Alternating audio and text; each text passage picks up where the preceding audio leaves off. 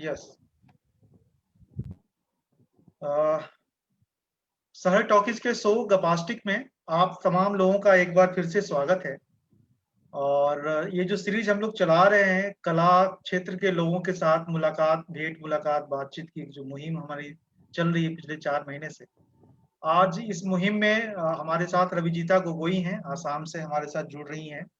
और हम बहुत-बहुत खैर मकदम करते हैं, स्वागत करते हैं रविजीता जी का अपने इस शो गपास्टिक में, शहर टॉकीज के शो गपास्टिक में।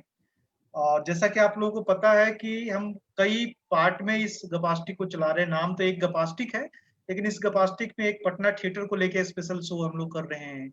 एक नॉर्थ ईस्ट एडिशन है हमारा, जिसमें नॉर्थ ईस्ट में जो काम करने वाले लोग हैं, कलाकार हैं, उनसे बात करने की एक सीरीज चला रहे हैं। और बाकी देश भर में जो लोग काम कर रहे हैं, उनके साथ अलग एक सीरीज है। और एक इंटरनेशनल हमारा वेंचर है कि इंटरनेशनली जो लोग काम कर रहे हैं थिएटर और दूसरे आर्ट के फील्ड में, उनसे हम बात करते हैं। उनको हम जानने, उनके काम को जानने और समझने की कोशिश करते हैं। और उनको अपने दर्शकों के बीच में लाते भी हैं, शेयर भी करना चाहते हैं, ताकि उनका काम जो है बाकी उन जगहों पे तक पहुंचे जहाँ के लोगों ने उनका काम नहीं देखा है, या देखने की इच्छा रखते हैं, या जानने की इच्छा कम से कम रखते हैं। कि मान लिया हमने रविजिता गोगोई का नाम सुना है, कोई कानपुर का लड़का है, कोई लखनऊ का है, कोई पटना का है, कोई बेगूसराय का है, नया थिएटर में आया है, नाम सुना है रविजिता गोगोई का, लेकिन उनके काम से परिचित नहीं है, देखने का मौका नहीं मिला, एक्सपोजर उस तरीके का नहीं है। तो कम से कम इस सीरीज के माध्यम से वो इस बात को जान पाए कि रविजिता गोगोई कौन है, वो क्या करती हैं, कैसा थिएटर करती हैं। और संभव हो तो उनके रंगमंच की कुछ छवियां जो हैं या कुछ वीडियोज जो हैं, वो इस शो के जरिए देख सके, समझ सके, ताकि उसके मन में एक क्लैरिटी हो इस नाम की। जहाँ अभी तक सिर्फ एक नाम है, उस नाम के साथ एक विजुअल भी उनके दिमाग में आए जब वो रविजिता गोगोई का नाम सुने। तो आज इस सीरीज में आपका बहुत बहुत स्वागत है विजिता जी। और बहुत दिनों से आपसे बात करने की इच्छा थी। और जैसा कि मैं अभी कह रहा था कि बहुत सारे लोग शायद ये सोचते होंगे कि हम उन्हीं को बुलाते हैं जिनको हम पहले से जान रहे होते हैं। और आपने कहा न सिर्फ जानते पहचानते बनता, कोई मकसद भी होता है हमारा पीछे। तो ऐसा कुछ नहीं, रविजिता से पहली मुलाकात और बातचीत इस तरीके से हमारी हो रही है। एक बार पहले किसी शो में, गुवाहाटी में इनका एक शो था जो मुझे देखने का मौका मिला था। और शो के बाद मैं 2 मिनट के लिए औपचारिक तौर पे इनसे मिला था, और ये हमारी दूसरी मुलाकात है। हाँ, रविजिता जी से एक पुराना संबंध हमारा इस नाते जरूर है कि जब मैं दिल्ली में ध्रुव स्वामी नाटक कर रहा था श्री राम सेंटर में, तो उस दौरान कई सारे लोग, जब चर्चा करता था कि ध्रुव स्वामी कर रहा हूँ, तो बहुत सारे लोगों ने मुझे कहा कि रविजिता गोगोई ने किया था, बहुत बढ़िया किया था ध्रुव स्वामी, देखते हैं आपका कैसा है। तो तब से शायद 2008 से ये नाम मेरे कान में ज्यादा गूंज रहा है। उसके पहले भी नाम सुना था, लेकिन इस तरीके से ये नहीं था, वावस्था नहीं था। तो खैर, आपका स्वागत है बहुत बहुत हमारे शो पे। और शुरुआत करते हैं वहां से। नॉर्मली हम एक सीरीज में चलते हैं, तो शुरू से ही बात करना पसंद करते हैं, बेसिक से, कि आप दीफू आसाम में पैदा हुई, वहीं आपकी स्कूलिंग हुई, बचपन वहीं पे गुजरा। दीफू और वो जो एरिया है, वो अपने आप में थोड़ा सा कॉम्प्लिकेटेड एरिया भी रहा है। बहुत तरह के क्राइसिस और बहुत तरह के संघर्ष उस एरिया में रहे हैं। तो उस एक तरीके से कहें कॉन्फ्लिक्ट जोन की तरह वो एरिया रहा है। तो उस कॉन्फ्लिक्ट जोन में एक कलाकार का बढ़ना, एक युवा कलाकार का बढ़ना, किस तरह का बचपन का अनुभव आपको रहा, इसके बारे में हमारे दर्शकों को बताइए। मैं हमेशा ही बोलती हूँ दीफू ऐसा एक मेरे लिए ये रहा, पता नहीं मैं ऐसा महसूस करती हूँ अभी जब वापस मोड़ के अपने जीवन को, अपने कर्म को देखने के लिए कोशिश करते हैं, तब हमेशा ही लगा कि दीफू हमेशा मेरे लिए काफी इंस्पायरिंग रहा।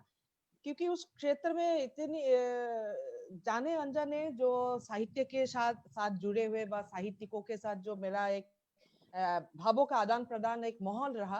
क्योंकि मेरा पिताजी और माताजी दोनों ही साहित्य के साथ जुड़े हुए व्यक्ति है।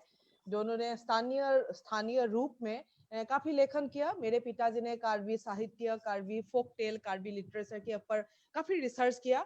और असम साहित्य सभा की कार्बी आंगलोंग में इनिशियल जो वर्कर्स ने कार्बी आंगलोंग में असम साहित्य सभा को लेके गया, साहित्य संगठनों का शुरू किया, वो मेरा पिताजी थे, उनमें से एक पिताजी थे। और सो इस तरह से काफी सारे लोगों के साथ ऐसे संपर्क रहा। घर में एक बुक, छोटा सा लाइब्रेरी थे, उसमें अलग अलग पुस्तकें पढ़ने के लिए मिले थे। मैं बोलना चाहूंगी कि जैसे जीवनानंद दास का राइटिंग से लेकर, आसाम का अब्दुल मालिक का राइटिंग से लेकर, an introduction to literature by Hudson, and Shakespearean literature by Wordsworth की पोएट्री, ये सारे पिताजी की लाइब्रेरी में थे। तो ये पढ़ने के लिए एक माहौल मिला, उसके जरिए से एक साहित्य के साथ मेरा जान पहचान हुआ। और आई थिंक वो एक शुरुआत रहे। मैं कविता लिखना, पढ़ना, समझना, स्टोरी, नॉवेल्स, ये बहुत क्लास 12 के अंदर में काफी सारे नॉवेल्स, आसामीज नॉवेल्स में पढ़ चुकी थी। और कहानियों के साथ संभवतः इसी तरह से मैं एक जुड़ाव शुरू हो गया था। और मेरे प्रतिवेशी एक राइटर है, बहुत वेल नोन राइटर है, रोंगबोंग तेरांग। ही इज ए पद्मश्री साहित्य अकादमी अवार्डी। अवार्ड बहुत बड़ी बात नहीं है, बट उनकी एक बहुत इंपॉर्टेंट राइटर है कार्बी साहित्य का, आसामी साहित्य का, भारतीय लेखन में उनकी काफी इंपॉर्टेंट कंट्रीब्यूशन है। उनको देखते रहे और वो कैसे लिखते हैं, वो लिखते लिखते कहाँ जाके पहुंच के उनके साहित्य बाहर पब्लिश होते हैं और घर में उसके बारे में डिस्कस होते हैं, और पास में ही वो रहने वाला बंदा होता है। तो आई थिंक ये सब चीजों का एक बहुत इन्फ्लुएंस रहा है बचपन में। और बीरेन सिन्हा बोल के एक स्कल्पचर कार्बी आंगलोंग में रहा करते थे उस समय पे। उनके काफी काम था, बहुत बहुत सारे पेंटिंग्स उनके घर में लगे हुए होते थे, एग्जीबिशंस हुआ करते थे, और उनका बहुत बड़ा ऑरा था। आई मीन टू से ये सारे बड़े बड़े पर्सनालिटी की प्रभाव इस तरह से आने लगा, देखने लगा उन लोगों के कामों को, और मन में पता नहीं बहुत नजदीक से उनको मिलने देखने को मिलते थे। उन लोग की छवियां, पेंटिंग्स गुवाहाटी में एग्जीबिशन में आया करते थे। तो आई think this is the one thing that जो मुझे काफी प्रभावित किया। और उसके अलावा भी जयंत रोंगपी बोल के और एक इम्पोर्टेंट राइटर है, और एक पॉलिटिकल लीडर भी है, आज एक बहुत बड़ा लीडर है। He was an very important writer. साम सिंह हंसे बोल के और एक राइटर थे। कमालुद्दीन अहमद बोल के आसामीज डिपार्टमेंट का डिफू कॉलेज में एक राइटर और बहुत इंपॉर्टेंट आसामीज पोएट है। नीलिम कुमार बोल के और एक पोएट है जो कार्बी आंगलोंग में रहा करते थे। सो इन लोगों का बहुत बड़ा नाम हुआ करते थे, और उनको पास में ही मुझे देखने को मिलता था और काफी घरेलू रूप में हमारे उनके साथ इंटरेक्शन हुआ करते थे। तो आई फील लाइक कि शायद उन लोगों की बात ही मुझे इस समय पे हमेशा याद आते हैं। तो आई थिंक उन लोगों का काफी प्रभाव रहा। इसके अलावा भी कार्बी आंगलोंग का एक है, कार्बी लोगों का निवास करने का जगह है, इसी से आया है कार्बी आंगलोंग का नाम। लेकिन फिर भी वहाँ पे हम जिस इलाका में परवरिश हुए, मेरे जिस इलाका में, उसमें बहुत सारे अलग अलग लोग रहते थे। नागा लोग भी है, कार्बी भी है, डिमासा भी है, आसामीज जिसको ब्रह्मपुत्र वैली का जो तथाकथित आसामीज हम बोलते हैं, ये लोग भी है। तो एक तरह से एक मल्टीकल्चरलिज्म, एक अंडरस्टैंडिंग, शायद पता नहीं इसी तरह से रहा। संडे हम बोलने से हमें क्रिसमस मतलब चर्च का आवाज आता था। और वो नागा फैमिली हमारे हिल टॉप में मेरे घर है, और जो वैली एरिया है उसमें रेंगमा नागा लोग रहते थे, तो उनके घर से आवाज आते थे संगीत की रिवाज करने का। तो कार्बी फेस्टिवल्स को काफी नजदीक से देखा, दिमासा फेस्टिवल्स को देखा, तो आसामिया शंकरदेव का संस्कृतियों को भी देखने के लिए मिला। तो ये इस तरह का बचपना रहा है। लेकिन मेरा बचपना बहुत इंट्रोवर्ट रहा था। तब तक मैं अपने में ही रहते थे, तो इतना शायद अभी भी करते थे, डिबेटिंग करना और अलग अलग साहित्य संस्कृति की सब में पार्ट लेना, वो सब था। लेकिन मैं फिर भी अनुभव करती हूँ, आज जब अपने बचपन को देखती हूँ तो लगता है कि मैं बहुत ज्यादा एक्सट्रोवर्ट नहीं थी। Once I came back to Guwahati के लिए मेरा आना हुआ डिग्री अध्ययन करने के उसके लिए। पहले एक छोटा सा सवाल मेरा और है। जैसे नॉर्थ इंडिया के जो लोग परिवार होते हैं, उनमें जो फीमेल चाइल्ड है उसका बढ़ना थोड़ा सा ग्रोन अप का जो फेज होता है वो थोड़ा मुश्किल होता है, क्योंकि हमारा समाज जो है इतना पेट्रियार्कल है और लड़कियों को जिस नजर से देखता है तो उनके लिए बहुत मुश्किल हो जाता है एक समय के बाद कोप अप करना अपने बदलाव को, अपने विकास, शारीरिक विकास के ये को। तो एज ए फीमेल चाइल्ड जो आपको कभी ऐसा महसूस हुआ अपने समाज में, या फिर उस आप फीमेल चाइल्ड होने की वजह से आपकी देखने की दृष्टि बदली, कुछ अलग हुई, ऐसा कोई एक्सपीरियंस है उस दौर का? ये सब ये वो फीमेल और मेल बहुत अलग है, वो बहुत बाद में पता लगा एक्चुअली। ऐसे biologically we are different, I understand they are man, ये लोग पुरुष है और हम लोग स्त्रियां है, और ये लोग लड़का है हम लोग लड़कियां है, ये लोग बच्चा है और हम लोग बच्ची है। तो ये आई थिंक बहुत देर में एहसास होने लगा। आई थिंक जब मैं काम करने लगी और दिल्ली आना हुआ, आई थिंक उसके बाद मुझे बहुत ज्यादा एहसास हुआ कि no, this man and women are very different, समाज में देखने का नजरिया हमें किस तरह से देखते हैं वो बहुत अलग है। ये बहुत बाद में पता लगा और मैं बहुत ताज्जुब हूँ, ये इतना बाद में कैसे पता लगा। मैं सच में, ये क्या मेरा मूर्खता थी और मेरे समाज की प्रभाव है, मैं खुद ही बहुत ताज्जुब रहा। क्योंकि बचपन में कभी कुछ ऐसे डिफरेंस घर में अनुभव नहीं रहा, और वहां पे बढ़ते हुए भी फैमिली में कभी कोई ऐसे रेस्ट्रिक्शन नहीं आया। एज सच में तो आया ही नहीं है, कभी पता ही नहीं लगा। एक्चुअली मैं क्लास 6 से खाना बनाना से लेकर, खाना बनाना तो है साथ में, लेकिन सिलेंडर लाने का काम भी मेरा ही होता था। तो 2 भाई है मेरे घर में, वो लोग बहुत छोटे थे, तो अगर सिलेंडर भी लाना है क्लास 6, 7, 8 में, मैं ही ऑटो लेके जा रही हूँ, सिलेंडर मैं ही ला रही हूँ। तो ये डिफरेंस इतना पता नहीं लग रहा है कि खाना बना रही हूँ तो मुझे खाना बनाना है, सिलेंडर लाने का काम मेरा भाई का है और पापा का है, ऐसे नहीं रहा। ऐसा और नहीं। घर में उसे पहाड़ी इलाका में था, वो जो जमीन खोद के, मतलब जमीन काट के, ढलान काट के हमने उसको सपाट करके उसमें घर बनाया था, अभी भी याद है। और हमारे मम्मी और पापा दोनों ही कुड़ाल लेके मिट्टी काटते थे, और हम वो नुनिया बोलते थे, हम लोग नुनिया की तरह वो एक बास्केट, ऐसे बेम्बो बास्केट लेके हम मिट्टी एक जगह से लेके दूसरे जगह पे लाके ये करते थे। तो ऐसे डिफरेंस दिखने को नहीं मिला। तो ये बहुत बाद में, अभी शायद बाद का फेज के बात करेंगे, तो शायद बात करेंगे। ये दिल्ली आने के बाद ही मैंने एहसास किया कि तो इसके बारे में आप सोचना एक काफी इससे जरूरी है। थोड़ा सा एक सवाल यहाँ पे मेरे दिमाग में ये है आपके लिए कि जब आप ग्रोइंग फेज था आपका, मतलब कब ऐसा पहली बार आपको लगा कि आपको जो है अभिनय या थिएटर जो है आपको खींचता है, आपको देखने का मौका मिला या सुनने का मौका मिला, कैसे आपकी रुचि जागृत हुई इस फील्ड को लेके? एक्चुअली क्लास 7 में जब थी, पढ़ रही थी, तो एक एडल्ट एजुकेशन का प्ले आया था, वहां पे महिला एक संगठन था, दीफू महिला समिति बोल के एक महिला मंडल है। एक्चुअली बहुत बड़ा संगठन है, असम में है। चंद्रप्रभा सैकियानी बोल के एक महिला है, जिसने स्वाधीनता आंदोलन के समय में ही महिलाओं को ऑर्गेनाइज करना शुरू किया था, और उसी का ब्रांच है दीफू महिला समिति। उन लोगों ने एक नाटक किया था एडल्ट एजुकेशन के ऊपर, जो महिला के एजुकेशन नहीं हुआ था, तो उन लोगों के थीम के ऊपर एक नाटक बनाया था। उसमें एक छोटी बच्ची की कैरेक्टर थी, वो करने के लिए मुझे एक बार उन लोगों ने बुलाया, जाएगी करेगी, तो मैंने भी हाँ बोला, घर से भी हाँ बोला। तो वो आके हम लोग गुवाहाटी रेडियो सेंटर में किया, और कार्बी आंगलॉन्ग के कुछ अलग अलग जगह में उसकी परफॉर्मेंस हुई है। आई थिंक उसमें बहुत 2 और 3 डायलॉग्स थे, मुझे करना बहुत कुछ नहीं था। एक बच्ची की बेसिकली अपीयरेंस था, वो शुरुआत बोलने से तो वो शुरुआत है। देन आई थिंक क्लास 9 और 10 में मैंने एक नाटक लिखा, जो स्कूल की जो सप्ताह मनाया जाते हैं उसमें उसकी परफॉर्मेंस किया।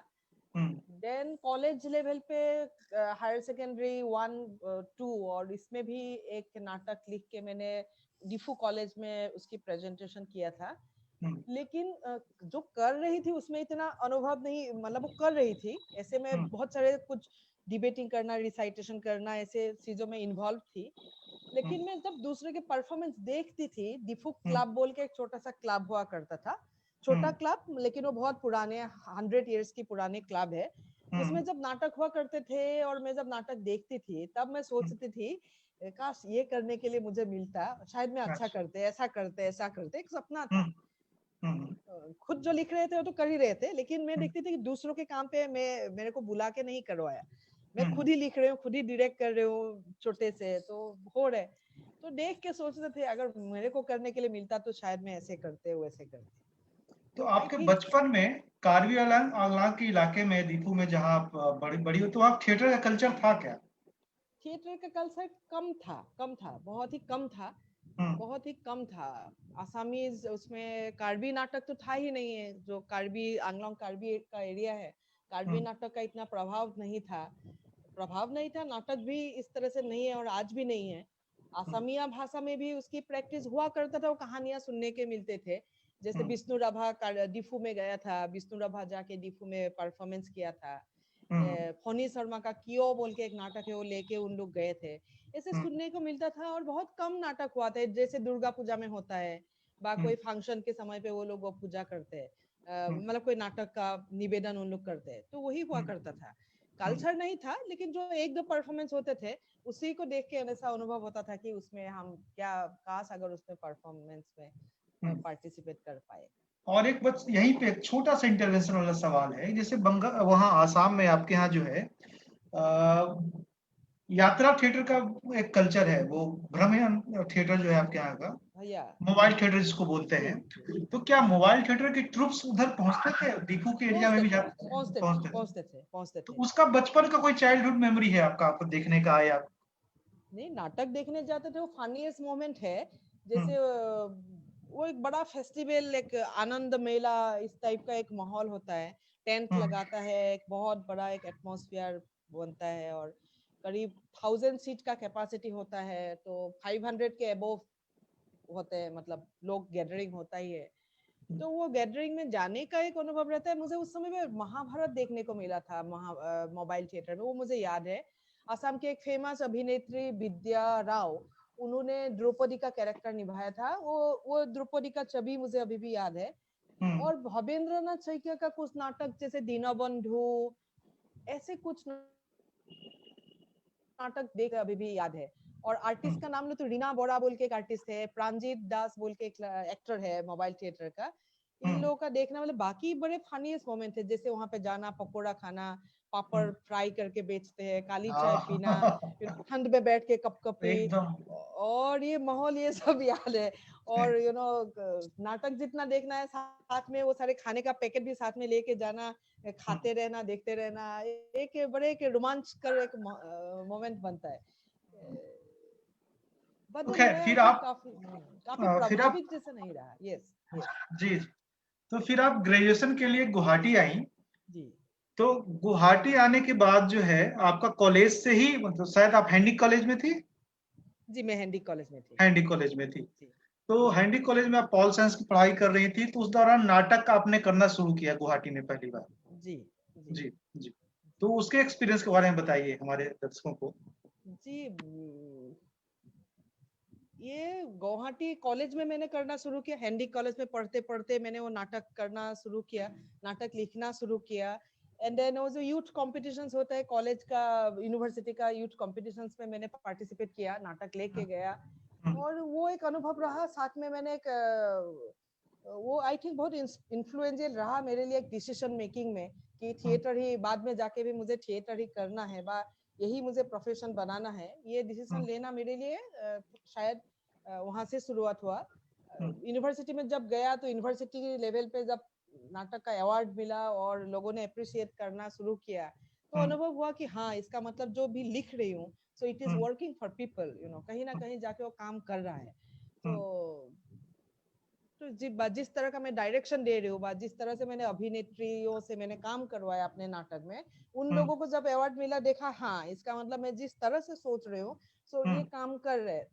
हम्म, तो ऐसा लगने लगा कि अगर इतना ही काम कर रहे हैं तो इसको मैं और आगे बढ़ा सकती हूँ, तो शायद और अच्छा काम बन सकता है। हम्म, तो आत्मज बोल के एक प्ले लिखा था, जो आत्मज का मतलब है खुद के अंदर से पैदा होना।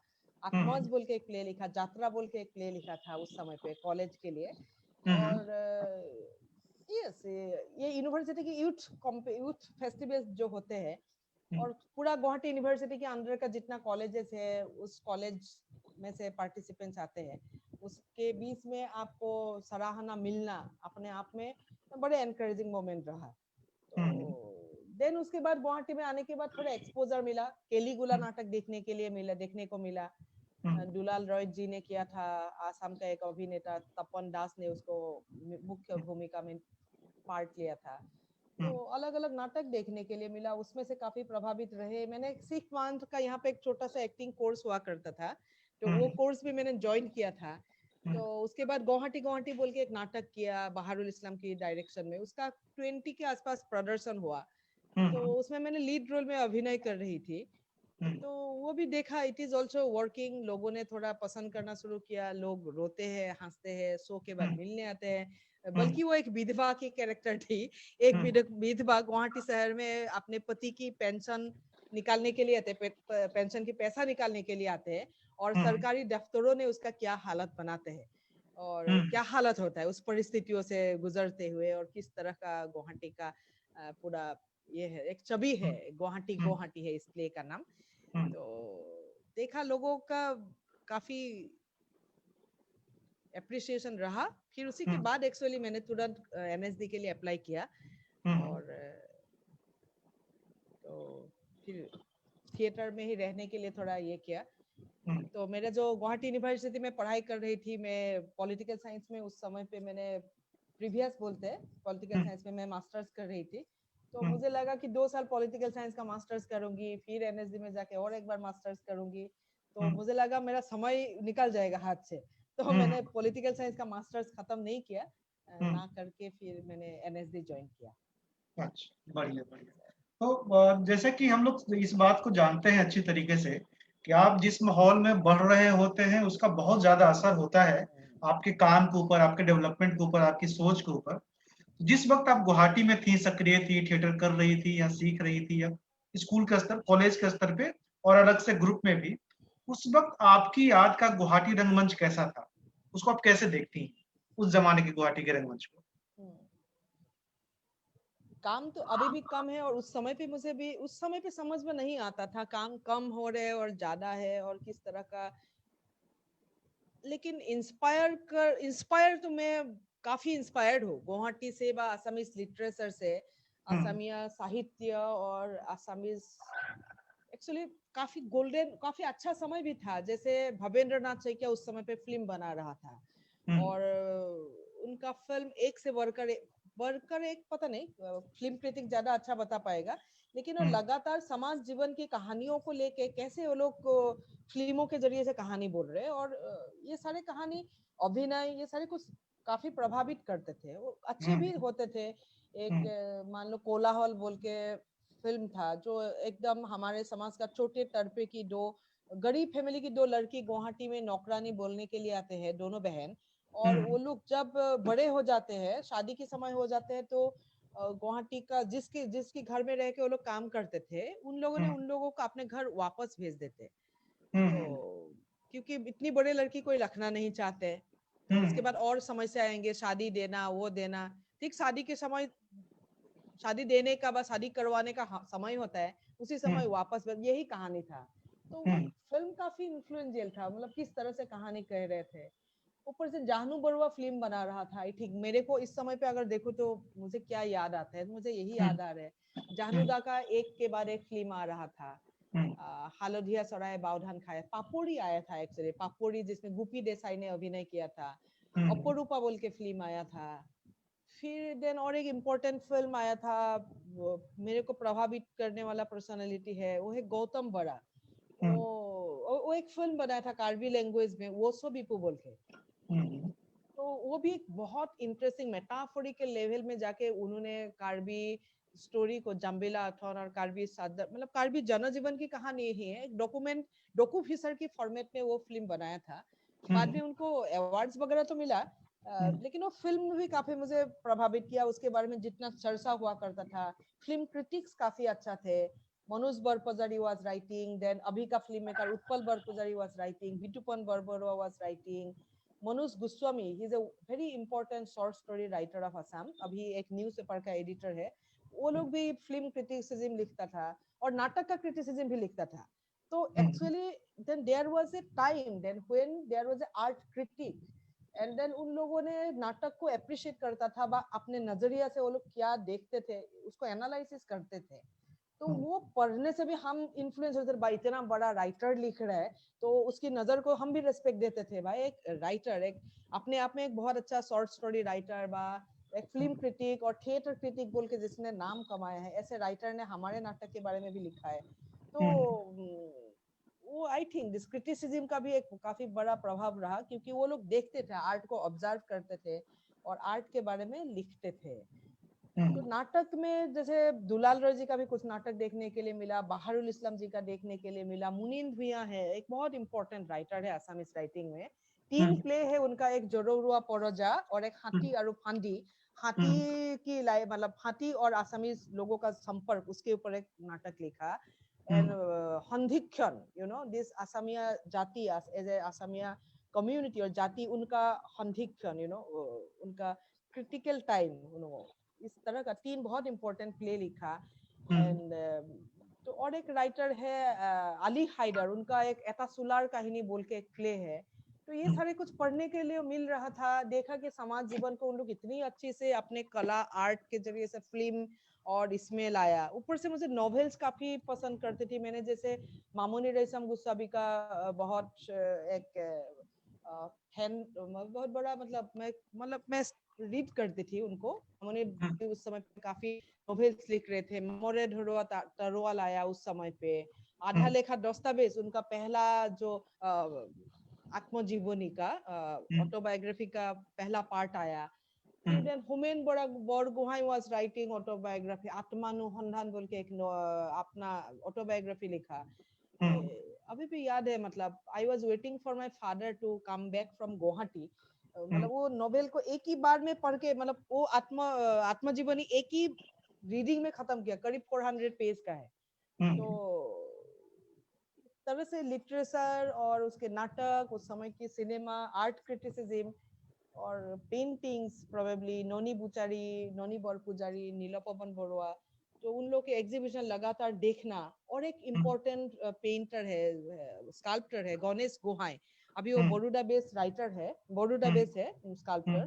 तो उन लोग के काम देखना और उन लोग के साथ बातचीत और आर्ट एक्सप्रेशन के बारे में, आर्ट और सोचना, उसको कैसे आर्ट के जरिए से एक्सप्रेस करते हैं साहित्य में, सिनेमा में, इसमें।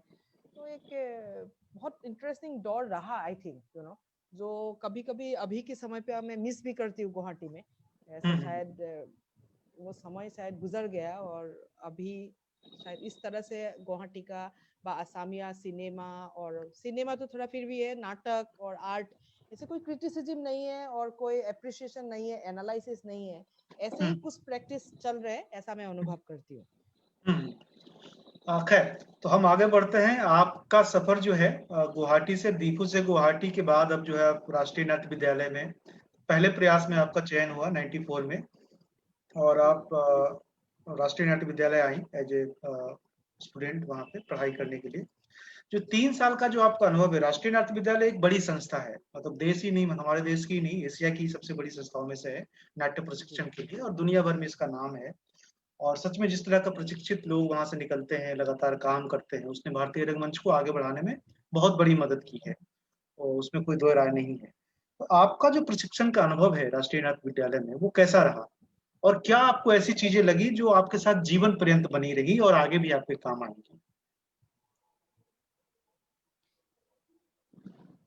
ये एनएसडी ऐसा एक माहौल बना देते जो हम लोग, आई थिंक मेट्रो बड़े शहरों में रहने वाले लोगों के लिए पता नहीं कैसा रहेगा।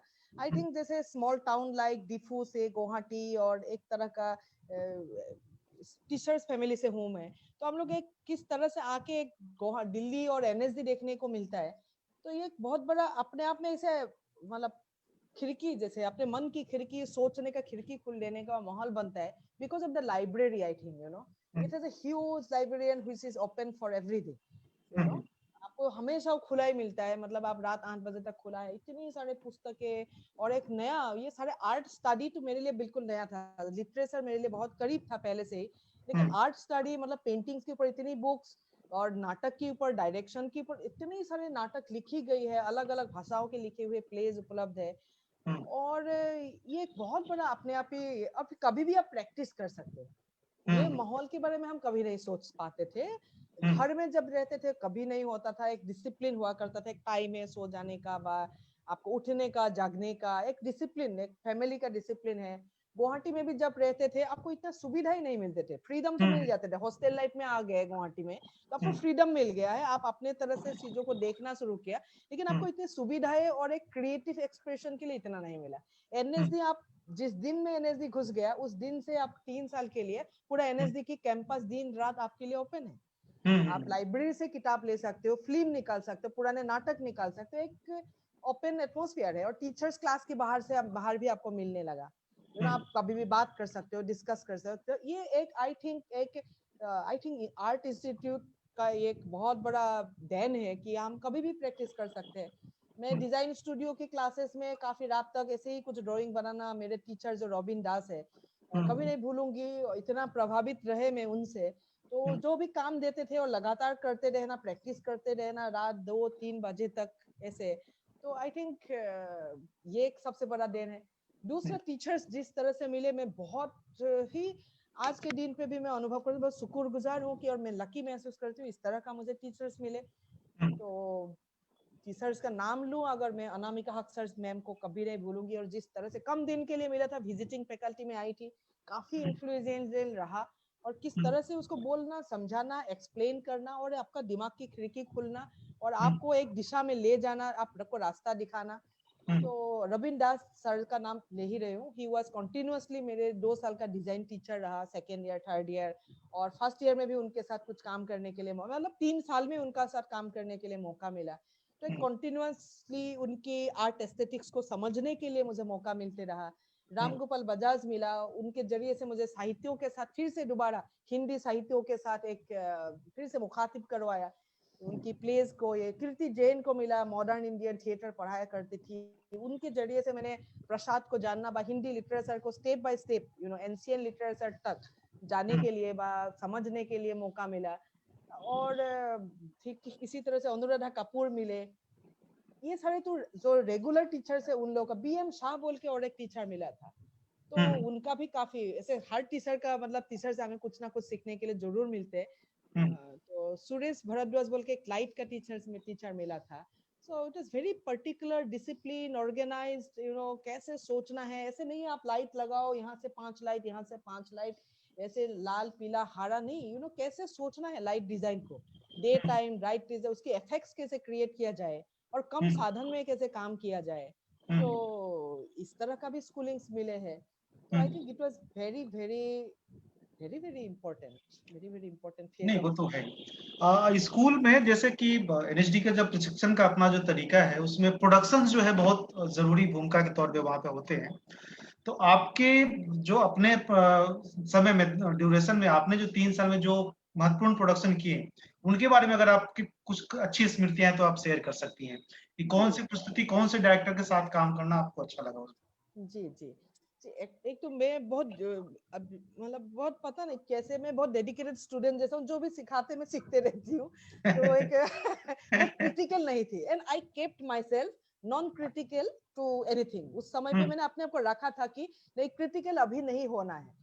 मैंने देखा था मेरे क्लास में भी बहुत समय पे छात्र अवस्था में ही बहुत लोग क्रिटिकल हो जाते हैं, क्रिटिकली एनालाइज करना शुरू कर देते हैं और उसके बाद एक्सेप्टेंस बंद हो जाते हैं। आप ये एक्सेप्ट आप नहीं कर बहुत पाते। ये आप बहुत महत्वपूर्ण बात कह रही हैं। वो इसीलिए कि हम लोग भी टीचर हैं, पढ़ाते हैं, तो बहुत बार ये समझ में आता है कि सामने वाला जो बंदा बैठा है जिसको मैं पढ़ा रहा हूँ, वो रिसिप्ट करने को तैयार ही नहीं है, तैयार ही नहीं है, उसको वो कैसे सुनेगा पढ़ाएगा। ही नहीं, समझना ही नहीं नहीं चाहेगा, नहीं, तो फिर कोई बात उसको कैसे अच्छी लगेगी। पहले तो से डिसाइड रिसेप्शन करके लेवल जब बैठा बंद है। हो जाता है तो मुश्किल होती है। जी, मुश्किल है, बहुत मुश्किल है। बहुत और मुश्किल। मैं देखा कई बार लगता है कि स्टूडेंट्स रिसीव नहीं करते, और पता नहीं, मैं अपने आप को ओपन रखेंगे ऐसे करके मैंने बना लिया था कि नहीं, मुझे इसमें जाना ही नहीं है। जो भी पढ़ाएगा, कुछ चीजें कभी कम अच्छा लगता था और कभी बहुत अच्छा लगता था, इट इज ओके। कुछ चीजों के प्रति मेरा इंक्लाइनेशन ज्यादा है तो मुझे उसको ज्यादा पसंद आ रहा है, इसका मतलब यही नहीं है यही सत्य है। तो इसी तरह से मैंने अंकुर जी के साथ जब मैंने वो कहानियों के लेके रंगमंच हुआ करता था, मैंने उसमें भी देखा ऐसे इसके पॉसिबिलिटीज और क्या है, कैसे कर सकते हैं। मैं जी कोई डिजाइनर थी, मुझे डिजाइन करने में और विजुअली उसको बनाने में धीरे धीरे इंटरेस्ट होने लगा, लेकिन वो भी एक बहुत इंटरेस्टिंग कला है। तो मैं इसी तरह से एक्चुअली किया, और रविंदास के साथ मैंने जन्मेजय का नाग यज्ञ किया। उसका मैंने सेट डिजाइनिंग का काम करने के लिए मिला था, लेकिन सीखने के लिए भरपूर मिला। बहुत धमकी मिलते थे स्टूडेंट लाइफ में मुझे, बहुत टीचर से मुझे डांट पड़ते थे, रविंदास से तो काफी डांट पड़ते थे। रीटा कुठारी जी के साथ मैंने 9 घंटे का एक प्रोडक्शन में काम किया था। संस्कृत में हुआ था 3 नाटक एक साथ, Mudra Rakshasa, then Abhijnana Shakuntalam, and then Bhagavat Achyutam. 3 नाटक को 9 घंटे का परफॉर्मेंस हुआ था। और नाट्य शास्त्र में जैसे विकृष्ट माध्यम की जैसे वर्णन है, इसी तरह से उनके रविंद्र एनएसडी का कैंपस में उन्होंने बहुत बड़ा ऑडिटोरियम बनाया था। तो Archana Shastri was the costume designer and मैं एसोसिएट कॉस्ट्यूम डिजाइनर होके उस प्रोडक्शन में थी। और बहुत 1000 कॉस्ट्यूम डिजाइन किया था, 1000 कैरेक्टर के लिए कॉस्ट्यूम डिजाइन हुआ था। वाह वाह, बड़ा बहुत बढ़िया। ऐसे कमरा बन गया था, कपड़े ज्वेलरी जैसे टांग के रखते थे। आधा ज्वेलरी खुद ही छीलते थे, खुद ही बनाते थे, क्योंकि वो जो बनाने के लिए माला पिरोने के लिए जो व्यक्ति आता था वो भी पीर के खत्म नहीं कर पाता था। तो इतना कैरेक्टर्स, वो बहुत भरपूर अभिज्ञता है। टीचर से डांट पड़ते थे, काम और एक्सपेक्ट करते थे शायद, लेकिन फिर भी जितना किया, जितना सीखा रीता कुठारी मैम से, वो 9 घंटे का संस्कृत में प्रोडक्शन, मतलब वो एक अभूतपूर्व एक्सपीरियंस है। और इसी जरिए से एक्चुअली हम दूसरे दूसरे चीजों में घुस जाते हैं। संस्कृत में क्लास 8 से 10th तक का संस्कृत की अध्ययन किया था स्कूल लेवल पे, लेकिन उसके बाद वो अध्ययन का कोई ऐसे नाता नहीं रहा था। फिर जाके संस्कृत में वो जो नाटक हुआ, दोबारा से संस्कृत साहित्य और नाट्य शास्त्र, इंडियन स्कूल ऑफ एक्टिंग के बारे में समझना, अंडरस्टैंड करना एक प्रक्रिया रखा। कई बार एग्री नहीं कर पाते थे क्योंकि वेस्टर्न थ्योरी हमारे ऊपर इतना हावी हो जाता था, हमने वेस्ट से सीखना इतना मजबूर और एक आदत सी पड़ जाते थे। लेकिन अभी आके मैं देखती हूँ कि वो बहुत अच्छा एक्सपीरियंस रहा। 9 घंटे का प्रोडक्शन, 2.5-3 महीना हम उसी इंडियन स्कूल ऑफ एक्टिंग के ऊपर काम कर रहे हैं, नाट्य शास्त्र के बारे में अध्ययन हो रहे हैं। और वो एक बहुत बड़ा महत्वपूर्ण इम्पोर्टेंट इनपुट रहे मेरे लाइफ में।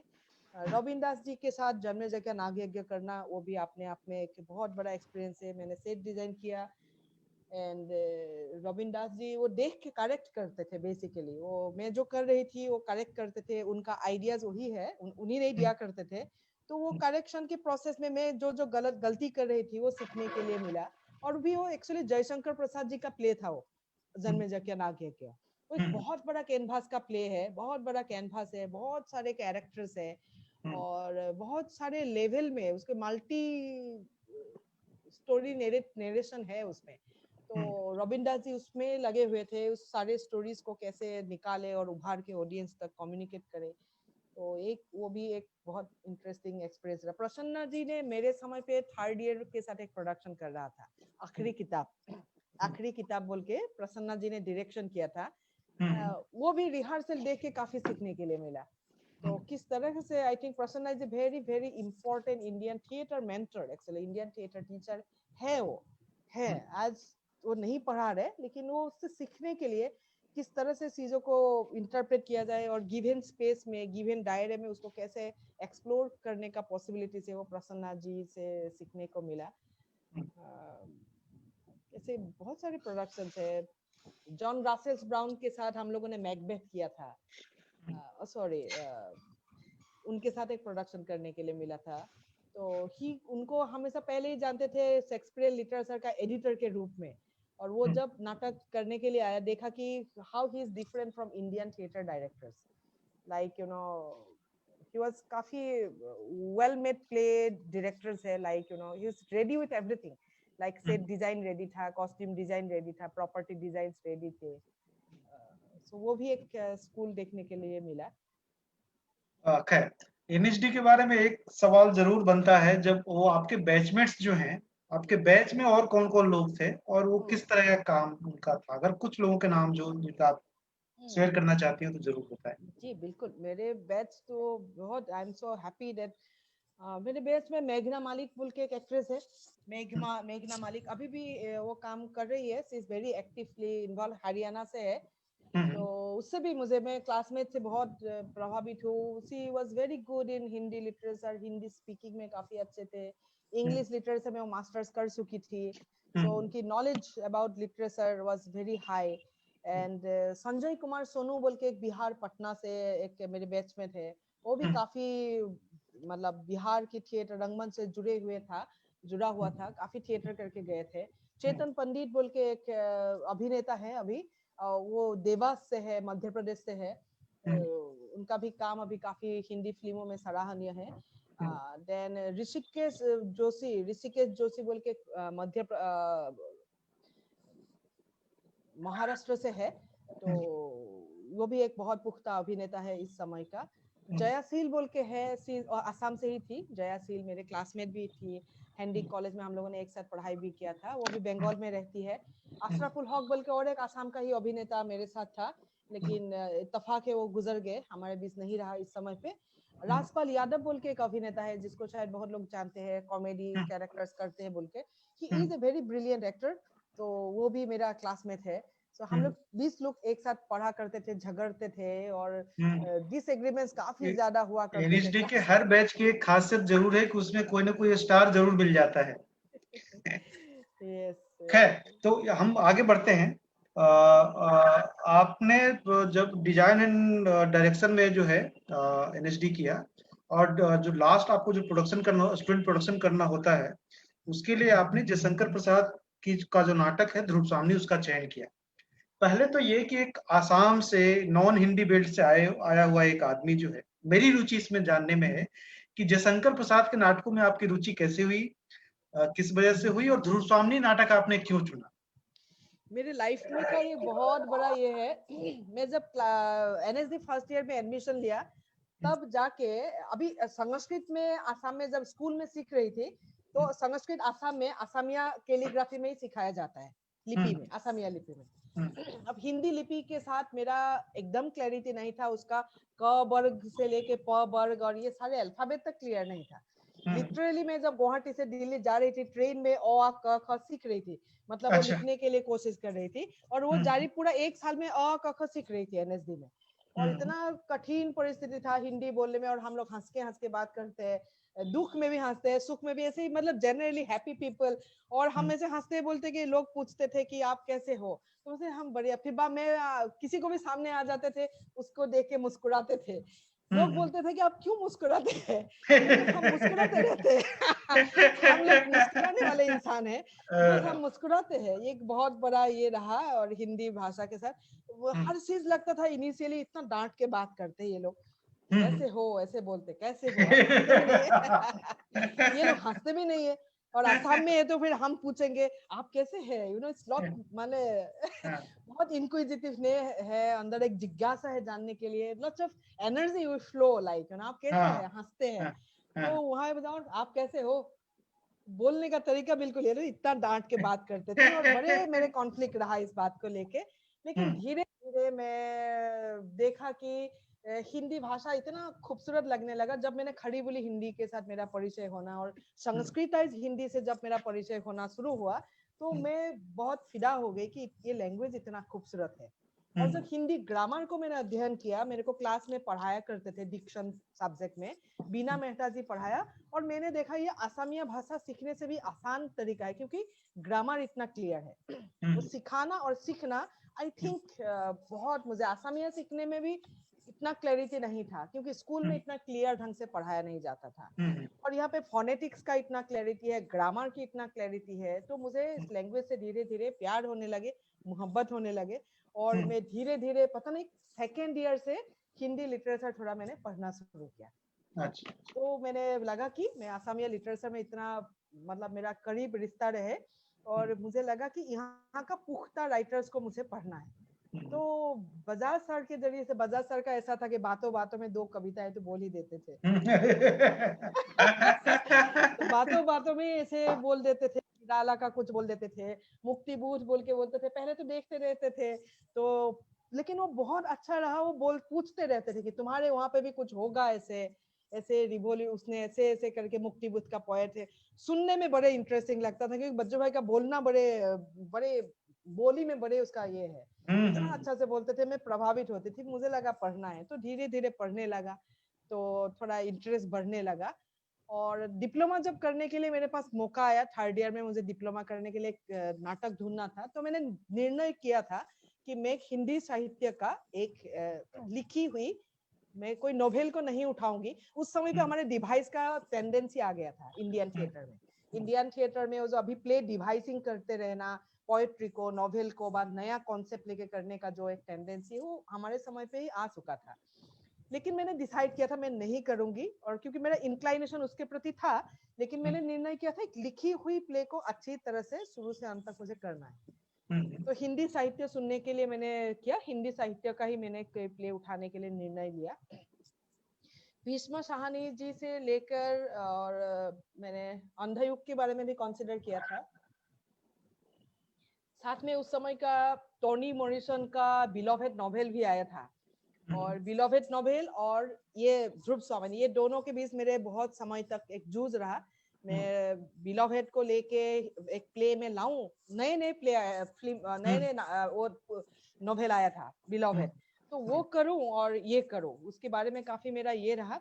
और बाद में मैंने निर्णय किया है कि आई think this is the best play for me in front of me. और एक कहावत था, कहावत ही मैं बोलती हूँ कि अभी मुझे कहावत ही लगता है, ऐसा था कि लोगों का बीच में भी उस समय पे भी था कि प्रसाद का प्ले करने लायक नहीं है, वो पढ़ने लायक है। तो मैं उस समय पे प्रसाद जी का काफी प्ले पढ़ चुकी थी, और चंद्रगुप्त जो कारान जी ने किया था, मैंने सारी इंफॉर्मेशन भी कलेक्ट किया था, कितना प्ले इससे पहले हो चुका था, किसने किया, कैसे किया। और ये कहावत ही लगता है, क्योंकि मुझे प्रसाद जब, फिर मैंने कहा, फिर मुझे वो चैलेंज दिखने को मिला, तो ये नहीं हो सकता है, कैसे बोल दिया।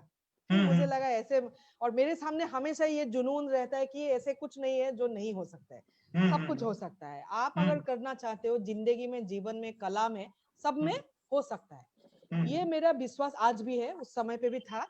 और मैंने देखा कि इतना खूबसूरत लिटरेचर है, पढ़ने में मुझे इतना मजा आया, क्योंकि वो संस्कृत शब्द जो है, पानी, पर्वत, ये सारे आसामी से के साथ भी मिलता था, और साथ में, और उसकी रीड करने में उसके जो फोनेटिकल ध्वनियां आते हैं, वो ध्वनि से मुझे बहुत ये लगता है, बहुत अच्छा खूबसूरत लगता है, माधुर्य सुनने में बहुत मुझे ये लगा। फिर ये जो कहावत था कि ये प्ले नहीं हो सकता है, फिर मैंने पढ़ के देखा, मुझे लगा ये तो बहुत अच्छा प्ले हो सकता है, मैं शायद इसका बहुत अच्छा प्ले कर पाऊंगी। और मुझे थोड़ा दिखने लगा ध्रुव स्वामिनी में। चंद्रगुप्त तो काफी बड़ा कैनवास के था, और एक डिप्लोमा प्रोडक्शन में वो उठाना बहुत मुश्किल था, क्योंकि थर्ड ईयर में करीब करीब 4-5 प्लेज होता है, बाहर के डायरेक्टर के साथ 4 प्लेज होते हैं, और हम लोग 4 डिजाइनिंग डायरेक्शन का स्टूडेंट था, तो 10 प्ले एक साल में होना है, मतलब बाहर के डायरेक्टर्स के 6 प्ले, और हम लोग डिजाइन डायरेक्शन स्टूडेंट का भी 4 प्ले, 10 प्ले होना है। और चंद्रगुप्त आएगा तो बहुत बड़ा होगा, और बहुत बड़ा कैनवास का होगा। तो फिर मैंने सुना ध्रुव स्वामिनी, एक नारी की कहानी है, वो भी मुझे बहुत अच्छा लगा, नारी केंद्रिक है, उसकी विडंबना है, और मैं उस विडंबना को, उस पीड़ा को, उसकी, वो जो 90s में मैंने जब किया था, उस समसामयिक समय पे लाके करने के लिए मैंने ठाना, मन बनाया कि ध्रुव स्वामिनी गुप्त वंश का है, तो एक बहुत बड़ा पीरियड है इंडियन हिस्ट्री का। तो ये सारी कुछ सोच के मैंने क्राफ्ट दिखने लगा, इसको बनाया जा सकता है, एक नारी केंद्रिक प्ले है, उसका चैलेंज है, तो फिर मैंने इसीलिए ध्रुव स्वामिनी उठाया। अच्छा, तो आगे की जो अभी हम लोग लगभग 1 घंटे की बातचीत कर चुके हैं, लगभग 50 मिनट की बातचीत कर चुके हैं इतने देर में, और शायद जो हमारे ऑडियंस है वो सुन के थोड़ा बोर भी हो रहे होंगे, तो आपके काम से थोड़ा उनसे परिचय करवाते हैं। आप हमें अपनी नाटकों की कुछ तस्वीरें जरूर दिखाएं हमारे ऑडियंस को, ताकि वो आपका काम देख के आपके आपके बारे में एक राय बना सकें, और साथ में जो तस्वीर आप दिखा रहे हैं, अगर उस प्ले के बारे में थोड़ी थोड़ी बताते रहें तो ऑडियंस को एक बेहतर ये मिल जाएगा। बताएंगे। आपको दिख रहे हैं ये? हाँ जी जी, दिख रहा है। ओके, ये एक कुछ प्लेस की कलेक्टेड पिक्चर्स है, कुछ और पर्पस के लिए मैंने इसको निर्माण किया था, ये पावर पॉइंट प्रेजेंटेशन, तो मैं आप लोग के साथ भी शेयर करती हूँ। ये है एक अनटाइटल बोल के मैंने प्ले किया, 2018 मलयालम में हुआ, केरला में मैंने किया। ये डिवाइस परफॉर्मेंस रहा है। ये बेस्ड है जिन परफॉर्मेंस, मैंने वर्कशॉप करने के लिए गई थी वहां पे, 15 दिन का ये कर्म वर्कशॉप था। वर्कशॉप मतलब सारे फीमेल पार्टिसिपेंट था, उनके साथ मुझे एक नाटक भी बनाना था 15-20 दिन में, और फुल डेज मुझे उन लोग के साथ मिल रहे थे, और मेरे पास करीब 12-15 फीमेल आर्टिस्ट थे। तो उन लोग के साथ एक परफॉर्मेंस बनाने के लिए जब निर्णय किया, तो मैंने ये सोचा कि उन लोग के साथ बातचीत करके करके एक प्ले बनाया, क्योंकि बेसिकली सारे आर्टिस्ट को थोड़ा बनाना था, आर्ट में कैसे एक्सप्रेस करना है अपने आप को, उसके लिए भी उनको मोटिवेट करते रहना, और उनको एक दिशा दिखाना आर्ट एक्सप्रेशन के लिए, वो भी जरूरी था। इसलिए मैंने उन लोगों के लिए ये थीम सुना था कि उन्हीं का सब्जेक्ट है, उन्हीं का विषय है। मैं ये विश्वास करती हूँ कि हर आदमी के बीच में कहानी होता है, हर आदमी के अंदर कहानी होता है, वो कहानी नया होता है। हम दूसरे का कहानी उठाते हैं तो पुराना होता है, मैं मेरे अंदर का कहानी जब उठाऊंगी वो अनटोल्ड होगा, कभी किसी को नहीं बताया हुआ कहानी होता है।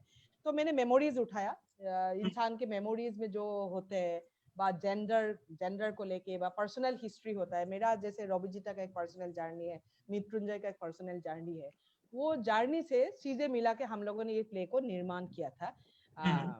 ये प्ले इसी तरह से बना, अलग अलग कहानी रहे हैं एक्चुअली। उसमें जितना पार्टिसिपेंट था सभी का अपने आप ही एक स्टोरीज लेके आए थे। किसी ने मेमोरी से लाया, केरला में घटी हुई कहानी लाया था जिसने उसको काफी प्रभावित किया। किसी ने अपने जीवन से कहानी लेके आया, और किसी को कुछ समाज के बारे में कुछ कहना है। सॉलिडली दे बिलीव, जिनको जिस सब्जेक्ट से ज्यादा करीब है, किसी ने अपने मेमोरी से करीब रहे, किसी को समाज के बारे में कुछ कहना था, व समाज के बारे में अपने नाटक के जरिए से रिफ्लेक्ट करना था, किसी को अपने पर्सनल जर्नी शेयर करना था। नहीं, उनको लगता है कि उनके जीवन में ही जो घटित हुआ है वो कभी डंप हो जाते हैं, मम्प हो जाते हैं, बोल नहीं पाते, कहानी अंदर ही रह जाते हैं और वो खुल नहीं पाते हैं जीवन में। तो कुछ कुछ लोगों ने ऐसे कहानी लाया, ये सारे कहानियों को लेके ये नाटक को निर्माण किया गया था।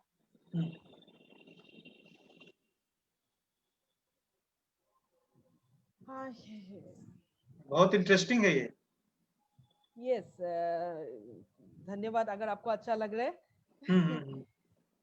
तो ये केरला, साथ में हम लोगों ने कुछ और स्टोरी भी जुड़ा था।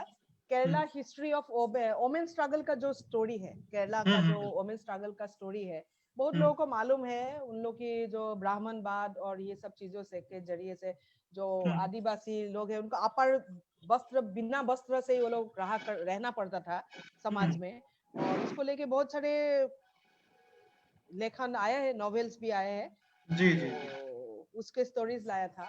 और साथ में मैंने थोड़ा सा और एक डायमेंशन, सिर्फ केरला का ही आर्टिस्ट था, केरला स्टोरी को ही जुड़ा, और साथ में मैंने मणिपुर स्टोरी को भी जोड़ा साथ में। जैसे मेरा पाई भी बोल के मणिपुर में एक महिला मूवमेंट है, तो उन लोगों उनके समाज के लिए काफी सारे काम करते हैं। मेरा पाईवीज, it's a very big women organisation who work for the society and women.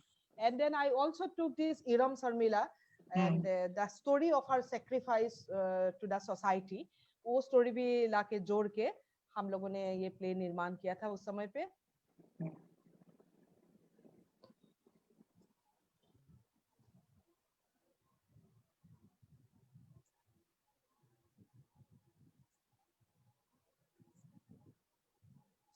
Okay, ये है एंटोन चेखव का चेरी और सर्ट किया था। ये भी मैंने डिवाइस किया था 17 में, हैदराबाद सेंट्रल यूनिवर्सिटी के लिए किया था उस समय पे। उसका कुछ वीडियो, कुछ फोटोग्राफ्स है। वो एक्चुअली किस तरह से डिवाइस हुआ, ये सवाल थोड़ा सा मैं क्लियर करना चाहती हूँ। एंटोन चेखव का ये बहुत पुख्ता लिखा हुआ, सर्वजन सभी को मालूम है, द चेरी और सर्ट प्ले है। उस समय पे राशिया हिस्ट्री में चेरी बिका नहीं जा रहा था और रेनिबस्किया का बागिया बिक गए थे। ये स्टोरी है। और बेसिकली फ्यूडलिज्म का अंत पीरियड का समय का प्ले है, कैसे फ्यूडलिज्म टूट रहा था और कैपिटलिज्म रशिया में आ रहा था, यही स्टोरी है। तो लेकिन उसको डिवाइस कैसे हुआ, तो एक्चुअली हम लोगों ने वो प्ले लिया और प्ले लेके उसको समझने के लिए कोशिश किया, और उसको नई तरह से उसको बनाने के लिए हम लोगों ने सोचा नई तरह से बना सकते, और जरूरी थोड़ी ना है एक प्ले नया बनाना, ऐसा जरूरी नहीं था। लेकिन हम करते करते प्ले जब एनालाइज किया तो हम उस पीरियड में नहीं गया। तो मैंने डिसाइड किया कि उस पीरियड में नहीं जाना है हमें, और उसको आज के समय पे हम देखते हैं, जब हमारे इंडियन का इकोनॉमी में भी काफी सारे चेंजेस आ रहे हैं, उसको किस तरह से देखा जा सकता है। तो इसके लिए जब आया तो इस हिसाब से वो डिवाइस करना हम लोगों ने शुरू किया, और कैरेक्टर्स को साइकोलॉजिकली एनालाइज करना शुरू किया। मान लीजिए जैसे रेनी बस्काया का कैरेक्टर है, और ये प्रॉपर्टी कभी उस नाटक में रेनी बस्काया कैरेक्टर में नहीं है, हमने कभी नाटक में इस रेफरेंस हमें मिलता नहीं है। तो रेनी बस्काया का कैरेक्टर को ऐसे देखने के लिए शुरू किया, जैसे lots of memory in the, you know, if you look, अभी जैसे मैं देखूं कि just Ranevskaya is full of memories, like you know, उसका पति का देहांत हो जाना, उसका बेटे की मौत हो जाना, और एक तरह से एक इमोशनल और एक भावुक सी महिला है। देन उसके बार बार प्रेम होना, दूसरे पुरुष के साथ उसका प्रेम होना, और प्रेम भी असफल रहना, और पेरिस में उसका एक बॉयफ्रेंड रहना, उसका खत आना, और अपना बिजनेस वो संभाल ना पाना, अपने देश में उसका बागिया का बिजनेस वो संभाल नहीं पा रही थी, और बिजनेस खराब होता जा रहा था, और लुपाखिन उसको कैप्चर करने के लिए लगा हुआ था। एक स्ट्रगल है। लुपाकिन एक लोअर कास्ट का कैरेक्टर है और वो बगिया का मालिक बनना चाहते हैं और रेनी बस्किया की जगह आना चाहते हैं और रेनी बस्किया अपने आप को संभाल के अपने आप को मेंटेन करना चाहती है और वो संभव नहीं हो पा रही थी। So lots of memories works in her life, like अच्छी तरह से हम लोग अगर पढ़े और तो फिर वो बाइनोकुलर उस तरह से आया। तो वो पेरिस के बारे में, जो बॉयफ्रेंड पेरिस में, उसके बारे में सोचते रहना, उसकी मेमोरीज को देखते रहना, उसके दिए हुए गिफ्ट को देखते रहना, उसके खत को दोबारा निकाल के पढ़ते रहना, वो सब चीजों के लिए कैरेक्टर डेवलप करते समय प्रोडक्शन प्रोसेस जब किया ये आने लगा। ये आप शायद समझ ही रहे, गायब और ये रेनी बस्काया है, वो जो पुराने मेमोरीज के साथ, जो 100 इयर्स पुरानी एक अलमीरा की रेफरेंस है उस प्ले में, तो उस मेमोरी में वो लोग घुसे हुए हैं कि ये कैसे छोड़ के जाएगा, हमारे दादा का ये है, परदादा का ये है। इस तरह से हम, हर इंसान होता है, मेरे जैसे आज समय पे देखो तो डिफू के साथ मेमोरी, गुवाहाटी के साथ मेमोरी, कॉलेज लाइफ का मेमोरी, सब कुछ जुड़े हुए हैं और इंसान ऐसे ही बनते हैं। तो ये लोग जब अपने बिजनेस संभाल नहीं पा रहे थे और अपना बागिया खत्म हो रहे थे और आपको बागिया छोड़ने जा पा रहे, नीलाम हो रहे थे, तो उन लोग अलमीरा और मेमोरी के साथ जूझ रहे थे। तो ये है। और ये आया है वान्या, जो उनकी नौकरानी है और बड़े विश्वासी नौकरानी है, बहुत दिनों के साथ उसके साथ में है। और रेनी बस्काया और उसकी तस्वीर है ये। उस नाटक में कुछ और भी रेफरेंस मिलते हैं। रेनी बस्काया कई बार दिखाते नहीं है अपने एक रिच घराने का, पैसा वाले एक, अब मतलब कहना तो दिखा नहीं पाते, वो टूटी हुई थी बिल्कुल।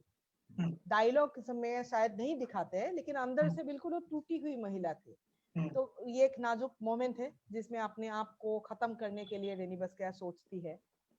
ये एक मेमोरी का सीक्वेंस है जिसमें लास्ट सीक्वेंस में जब बागिया उनके नीलाम हो रहे थे और घर की जो बाशिंदा है, घर में जो लोग रह रहे थे, वो लोग अपने मेमोरी में रह रहे थे कि हम लोग अचार बनाया करते थे, ऐसे जाम बनाया करते थे और वो पुराने समय को याद कर रहे थे क्योंकि उसको मालूम है ये घर अभी उनका नहीं रहेगा, बागिया नीलाम हो चुके हैं, इन लोग सबको ये घर छोड़ के जाना पड़ेगा।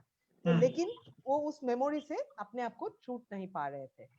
तो और हम लोग लाइव फीडिंग उसमें इस्तेमाल किया था, जो हो रहे थे घटित, उसको हम लोग लाइव फीड के जरिए से हम लोग कनेक्ट करते थे।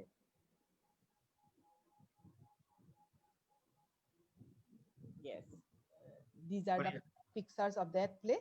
अभी एक गुवाहाटी का प्ले है, 1999 में किया था, रोंगफारपी रोंगबे, कार्बी लैंग्वेज में हुआ था। ये कार्बी लीजेंड है, आसामिया, आसाम की इंडिया जितना हिस्ट्री बुक्स है उसमें भी ये लीजेंड उपलब्ध है।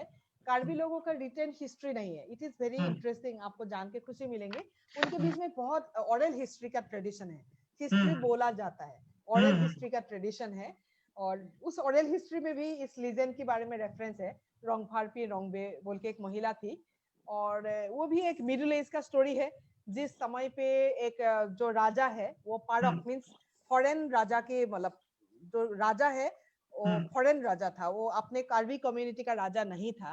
वो एक टाइगर का काप पाल रहे थे और टाइगर का काप का एक बार बीमार हुआ, तो उसको खिलाने के लिए, जो महिलाओं का, गर्भवती महिला है और नए नए बच्चा जिसका पैदा हुआ है, उस महिलाओं का ब्रेस्ट मिल्क को टाइगर को खिलाने से टाइगर ठीक होगा बोल के, तो राजा को किसी ने उपदेश दिया और राजा ने महिलाओं को अपने ब्रेस्ट मिल्क को कटोरे में निकाल के राजा के घर में देने के लिए निर्देश किया। लेकिन एक सभी ने देते रहे, किसी ने प्रतिवाद नहीं किया था। लेकिन कारेंग रोंगफारपी बोल के एक महिला ने राजा के विरुद्ध में प्रतिवाद किया कि ये जो है मेरा मिल्क, जो है मेरा ब्रेस्ट मिल्क जो है, वो पहले मेरे बच्चे के लिए है और ये अधिकार है मेरे बच्चे को खिलाने के लिए। ये टाइगर का काप का आप किसी को पाल रहे हैं उसके खिलाने के लिए नहीं है। एक ह्यूमन राइट का एंगल वो लेके आती है, मुझे ऐसा दिखने को मिला। और वो भी मिडिल एज में, जब फ्यूडलिज्म वाज इन पीक, उस समय में एक कार्बी, एक साधारण महिला प्रतिवाद कर पा रही थी समाज के विरुद्ध बा राजनीति के विरुद्ध में, बा जिस समय पे समाज में अन्याय हो रहे थे उसके बारे में प्रतिवाद करते रहना। मैं हमेशा विश्वास करती हूँ कि समाज जीवन का एक परंपरा ही होना चाहिए और हमें ऐसे सरेंडर नहीं करना चाहिए। तो मैं हमारे समसामयिक समय पे भी ऐसे विडंबनाएं देखती हूँ कि हम कई बार चुप रह जाते हैं, कुछ बोल नहीं पाते हैं और मुझे लगता है कि ऐसे स्टोरीज को निकाल के लाना, फिर से समाज जीवन को दिखाना कि हमारे इतिहास में भी ऐसे महिलाएं कई बार आए हैं और बार बार प्रतिवाद करते रहे अपने ढंग से। तो ये स्टोरी को इसलिए मैंने दोबारा लाया, कार्बी लैंग्वेज में इसका निदर्शन हुआ। मैं इस समय पे एक बहुत अच्छा अपने मन में रखा था, आपको अभी बताना पसंद करूंगी। मैं हबीब तनवीर जी का भी कई चीजों से बहुत प्रभावित हूँ। हबीब जी जिस तरह से एक वेस्टर्न एडुकेटेड होते हुए भी किस तरह से एक एकदम एकदम से आके छत्तीसगढ़ में घुस जाना और बिल्कुल उनकी कलाओं से जूझते रहना, चीजें नाच शोभा अलग अलग फॉर्म से चीजें लाके थिएटर में लाना। रूट्स थिएटर से भी मैं काफी प्रभावित हूँ इस तरह से। तो मैंने देखा जिस तरह से लाया, और मैं हमेशा विश्वास करती हूँ आसाम में इतना जनगोष्ठी है और इतना कल्चर का भंडार है, ये सारे चीजें अगर बाहर आएगा तो इंडियन चीजें कितना रिच होगा, कितना महत्वपूर्ण रहेगा ये सारे काम। तो मैंने इसीलिए तो मैं ये कहानियों को लाना, और हबीब जी की तरह मैं नहीं कर पाई ऑब्वियसली, लेकिन मैंने उनसे प्रभावित होके और उनकी फॉर्म को देखते हुए उनकी कामों से ये होके मैंने कार्बी जो डांस फॉर्म है, नृत्य का, गीत का, कथन शैली का, स्टोरी नैरेटिव का जितना फॉर्म है उसको लाके इस नाटक के जरिए से दर्शक तक ले आने के लिए और एक कहानी को कंटेम्पोररी फॉर्म में प्रेजेंट करने के लिए मैंने कोशिश किया था।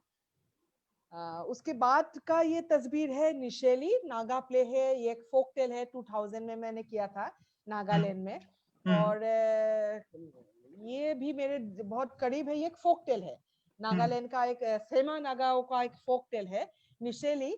और आप जान के बहुत खुशी होंगे मृत्युंजय, अभी भी कुछ उन लोगों ने जो वस्त्र पहनते हैं, जो मेखला वो लोग पहनते हैं, उसमें से अभी भी कुछ मेखलाओं के नाम निशेली अमेनी बोल के जाना जाता है। अमेनी मीन्स मेखला, जो लोअर रेपर है उसको अमेनी बोलते हैं सेमा लोग, और निशेली के नाम से अभी भी जाना जाता है। और ये फोक टेल है, ये देखिए कब का फोक टेल पता नहीं कौन से समय का है, और वो मेखला उसी महिला के नाम पे अभी भी है। ये एक प्रेम कहानी है, और प्रेम के एक लेडी प्रताड़ित होती है, और लव ट्रायंगल है, दो लड़का है एक लड़की की कहानी है। एक लड़की एक लड़का से प्यार करती है, और लेकिन गांव का जो मुखिया का बेटा है वो इस लड़की से प्यार करती है और वो मर जाते हैं। और बड़ी इंटरेस्टिंग है, ये फोक टेल में अलौकिकता बात बहुत अच्छी तरह से आए हैं, और वो लड़की कैसे सपने देखते हैं, सपने में आते हैं, वो थियोरेटिकल एस्पेक्ट है, वो है अलौकिकता बात, जैसे ट्री बन जाते हैं, वो लड़की बाद में जाके ट्री बन जाती है, इस तरह का एस्पेक्ट है। लेकिन नागा लोगों के बीच में स्टोरी काफी पॉपुलर है। आसाम का स्टोरी के बारे में बात करूं तो जयमती, नो नो नो, तेजी मोला जिस तरह से है, संपावती का कहानी जैसे पॉपुलर है, उन लोगों के बीच में भी एक बहुत पॉपुलर स्टोरी है। ये मैंने नागामीज भाषा में किया था, नागामीज और सेमा और लैंग्वेज को मिला के किया था उस समय पे 2009 में। मैं काफी एकदम 2000 से एकदम से 2008 में आ रही हूँ।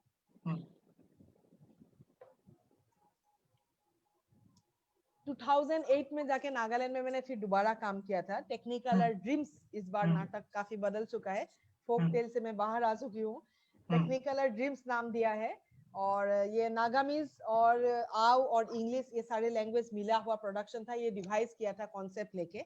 ये प्रोडक्शन दिल्ली में हुआ है क्या? भारत रंग प्रोडक्शन का, यस, भारत रंग महोत्सव में एक बार दिल्ली में हुआ था। हाँ, वो मैंने देखा था वहां पे, इसलिए मुझे याद आया। अच्छा, तो ये प्रोडक्शन फिर किया, ये भी उन लोगों के साथ 15 आर्टिस्ट था मेरे साथ, उन लोगों के साथ मिल के मैंने कॉन्सेप्ट डिवाइस किया था। तो ऐसे ही उन लोगों की मेमोरी से स्टोरीज लाया था, अपना को जो कहना है उसको लेके हम लोगों ने नागालैंड को बेस करके ही एक स्टोरी डिवाइस किया था। तो सर इसी का है, इसके बारे में बात करूंगी तो शायद काफी लंबा बनेगा। नहीं आप का हाँ ठीक है, मैं ऐसे वीडियो ही दिखाती हूँ, पिक्चर से दिखा देती हूँ, थोड़ा देख ले। और ये लोगों ने काफी इंटरेस्टिंग सब्जेक्ट भी लेके आया था, पॉलिटिकल कमेंटिंग सब्जेक्ट लेके आया था। ये बहुत इंटरेस्टिंग बात है। उन लोगों ने बोला था नागा में 16 नागा, एक्चुअली मैं ये कहना चाहती हूँ, बेसिकली आर्टिस्ट को मौका दिया जाता है तो आर्टिस्ट अलग अलग चीजों के बारे में बात करते हैं। इन लोगों ने, यंग आर्टिस्ट ने भी, उन लोगों ने बात किया था 16 नागा ट्राइब है और उन लोगों के आपस में जो संघर्ष है उसके बारे में भी उन लोगों ने नाटक में एक चैप्टर लाया था, एक सीक्वेंस इसके बारे में भी लाया था। उन लोगों ने ये भी लाया था कि नागालैंड की जो मुइभा एनएससीएन का हो बा एनएससीएन मुइभा और खापलांग जो दो ग्रुप है, उसके बाद भी नागा हुहु वेरियस नागा इंसर्जेंट जो ग्रुप्स बने हैं और जो फ्रीडम ऑफ नागालैंड के बारे में बात करते हैं, और उस कॉन्फ्लिक्ट के बारे में भी वो लोग काफी कॉन्शियस था। और कई बार मृत्युंजय ऐसा लगता है कि ये लोग इस सब चीजों के बारे में कॉन्शियस नहीं है, ये लोग बच्चे हैं, बिल्कुल नहीं जानते हैं। लेकिन मैंने जब डिवाइस करती हूँ इन लोगों के साथ ये प्ले डिवाइस किया, देखा यंग बच्चे हैं लेकिन पॉलिटिकली भी काफी कॉन्शियस है, अपने समाज जीवन को लेके भी काफी। बाद में मैंने टेक्निकलर ड्रीम 2 बोल के 2009 में और एक प्रोडक्शन किया, ये थोड़ा ज्यादा ही ये टुवर्ड्स मोर एक्सपेरिमेंटल एक डिवाइस, और उसको और पुख्ता किया डिवाइस फॉर्म को, और 2000 इसमें किया। उसमें थोड़ा वीडियो फुटेज भी आने लगा second version of the production में।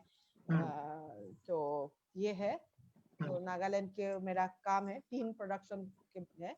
ये टाइगर है, आप शायद जान सकते हैं, शिशिर कुमार दास, ये दिल्ली यूनिवर्सिटी का प्रसिद्ध तो क्या मतलब, he is very important I think, you know, जो एक व्यक्ति है जो ग्रीक लैंग्वेज जानता था, और ग्रीक से बंगाली, हिंदी, इंग्लिश में काफी ओरिजिनल ग्रीक से पढ़ के उन्होंने ट्रांसलेट भी किया था, और कंटेम्पोररी लिटरेचर डिपार्टमेंट से है शिशिर कुमार दास। उनका लिखा हुआ प्ले है ये टाइगर है, और ये मेरे हाथ में आया था मामोनी रईसम गोस्वामी जब थी, तो दिल्ली में जब उनसे मुलाकात हुआ करती थी, एक बार उन्होंने रेफरेंस दिया था, ऐसा एक प्ले है रविजीता, मैंने ट्रांसलेट किया है। भाई साहब बुला करते थे मामोनी जी ने शिशिर दा को, भाई साहब ने लिखा है, आप लिखा है, मैंने ट्रांसलेट किया है, आप प्लीज देखो। तो मैंने कभी कर, लेकिन उसका पुस्तक मेरे हमेशा साथ में रहा। ये करीब 10 साल के बाद मामोनी जी ने कहने का 10-15 साल बाद भी मेरे साथ रहा, और मैं गुवाहाटी में ये करने के लिए 2017 में इस प्ले को उठाया। और मैंने जब स्टडी किया, मैंने देखा इस प्ले को सिर्फ हबीब जी ने किया है, आई थिंक हबीब तनवीर जी ने दिल्ली यूनिवर्सिटी के कैंपस में कई बार किया, बहुरूपी थिएटर ग्रुप के साथ भी किया है, फिर कलकत्ता में आके भी उन्होंने इस प्रोडक्शन किया था। ये है टाइगर प्रोडक्शन का, उसमें मैंने वीडियो इंस्टॉलेशन रखा साथ में to represent this crisis, human crisis, दंगा फसाद की जो रेफरेंस है उसको ठीक में धर्म भित्तिक नहीं रखा, अलग अलग तरह से कैसे हमारे ह्यूमन क्राइसिस है। और कथा गायन की 2 कैरेक्टर के रेफरेंस उसको भी मैंने रखा, कथा गायन के जरिए से भी। ये कथा गायन को मैंने कंटेम्पोररी कथा गायन की शैली में लेके आया, कि आधुनिक समाज के आज का 3 गायक हमारे समाज के बारे में बोल रहे, जिसमें हम लोग कैसे एक दूसरे से ह्यूमन होते हुए भी हम एक दूसरे को कैसे डिवाइड करते हैं, तो उसके बारे में है। और जो 2 महिला है, एक बुर्खा पहनी हुई है और एक साड़ी पहनी हुई है, और ये दोनों कैसे एक एबांडन कमरे में घुसे हुए हैं, और एक ही लीडर को दोनों ही पुकारते हैं, हिंदू लेडी उसको मोहन बोल के पुकारते हैं, और लीडर एक ही है। और बहुत इंटरेस्टिंग ढंग से लिखा गया प्ले है ये, और मुसलमान उनको जोसेफ करके पुकारते, किसी और नाम से पुकारते। ये प्ले रहा। ये गाथा द फर्स्ट टेक्स्ट, ये मेरे जीवन का, मेरे बहुत करीब टू माय हार्ट है। 2003 में एनएसडी पास आउट होने के बाद में जब गुवाहाटी आई, मैंने देखा मेरा वो गुवाहाटी नहीं रहा जो मेरे मेमोरी में था, और जो मैं हमेशा साथ में रहा करती थी, और जो गुवाहाटी मुझे इतना इन्फ्लुएंस किया, वो गुवाहाटी नहीं रहा, क्योंकि तब पॉलिटिकली काफी चेंज हो चुका था, और अल्फा जाके साल्फा हो चुका था, और उन लोगों ने सरेंडर कर चुका था। तो उसके बाद काफी ओपन आर्म्स लेके रास्ते में मुझे लोगों को घूमते हुए देखने के लिए मिला था, और वो मुझे काफी प्रभावित किया, और मैंने काफी सोच नहीं पाती थी। पान बाजार वैसे एक इलाका है जो काफी फेमस है और साहित्यिक अड्डाओं के लिए माना जाता है, उसमें जब ओपनली आर्म्स लेते हुए लोगों को घूमते हुए मैंने देखा, मुझे काफी प्रभावित हुआ। मैंने एक नाटक बनाने के लिए कोशिश किया, टेक्स्ट ढूंढा, मुझे नहीं मिला, तो मैंने काफी टेक्स्ट इकट्ठा किया, newspapers, poetry, prose, text form place को लेके, गाथा बोल के 25 इयर्स जर्नी ऑफ आसाम, ऐसे सोशियो पॉलिटिकल हिस्ट्रीज को रिप्रेजेंट किया हुआ मैंने टेक्स्ट ढूंढ के ये नाटक को मैंने फॉर्म किया। ये basically it goes towards performance art, actually it is play form में नहीं है, ये परफॉर्मेंस आर्ट की तरफ ज्यादा जाता है, ऐसा मुझे समझ में आया, if I am not getting wrong. These are the few visuals of the play. और ये इंस्टॉलेशन है, एक विजुअल आर्टिस्ट के साथ मैंने कोलैबोरेट किया था, उनका नाम है दिलीप तामोली, उनके कोलैबोरेशन था मेरे साथ, और उन्होंने पूरा विजुअल डिजाइनिंग उनका था। और ये इंस्टॉलेशन ही है उनके लिए, बिल्कुल इंस्टॉलेशन है। डायरेक्टली देखे तो शायद कुछ ये नहीं है, लेकिन एक एक ऑब्जेक्ट के साथ जब अभिनेता परफॉर्म करते हैं तो इसमें से शायद बहुत कुछ बनते हैं। नहीं, बहुत ही इंटरेस्टिंग बात है कि आप एक सिटी को लेके जो है एक प्रोडक्शन बना रही हैं, एक शहर को लेके, एक स्पेस को लेके जो बिलोंगिंग है एक आदमी का। जी। तो यस, आई थिंक ये लाया, बहुत चीजें लाया, प्लान से लेकर बहुत सारे सोच थे और बहुत कुछ चीजों को मैंने एंसेंबल करने के लिए कोशिश किया, बहुत सारे आइडियाज को गैदर किया था उस समय पे। एजुकेशन पॉलिसीज के ऊपर किस तरह से आम आदमियों को मारा जाता था उस समय पे, जो which is not related to terrorism, nothing, ऐसा कुछ भी नहीं था। और लैंग्वेज हम लोगों ने जिब्रिश इस्तेमाल किया करते थे, ताकि gibberish it is connected to globally, global terrorism was happening. ये सब चीजों को मैंने लाया। और plasticity and then globalisation was an very important aspect था उस समय पे, चेंजिंग हो रहा था। पैकेजिंग, पैकेज करना, सेल आउट करना, वो सब कॉन्सेप्ट भी उस प्ले में लाया था। तो नेक्स्ट उसके बाद और एक ही प्ले है, आई थिंक ये मैं आप लोगों को ज्यादा परेशान कर रही हूँ शायद मैं अपने कामों के बारे में। नहीं, वो बहुत जरूरी है, यही तो जानना है हमें, यही तो समझना है। ये एंटीगोनी मेनिया है। एंटीगोनी मेरे जीवन में 3 बार कर चुकी हूँ। एंटीगोनी भी ऐसा प्ले और मैं नहीं करूंगी शायद। मैंने पहले सिक्किम एनएसडी के साथ किया, तब मैंने नाम दिया था सी इज एंटीगोनी। माने एक महिला है, बस सी इज एंटीगोनी, सिर्फ एंटीगोनी ही कर सकते हैं। सिक्किम एनएसडी के लिए एक प्रोडक्शन किया।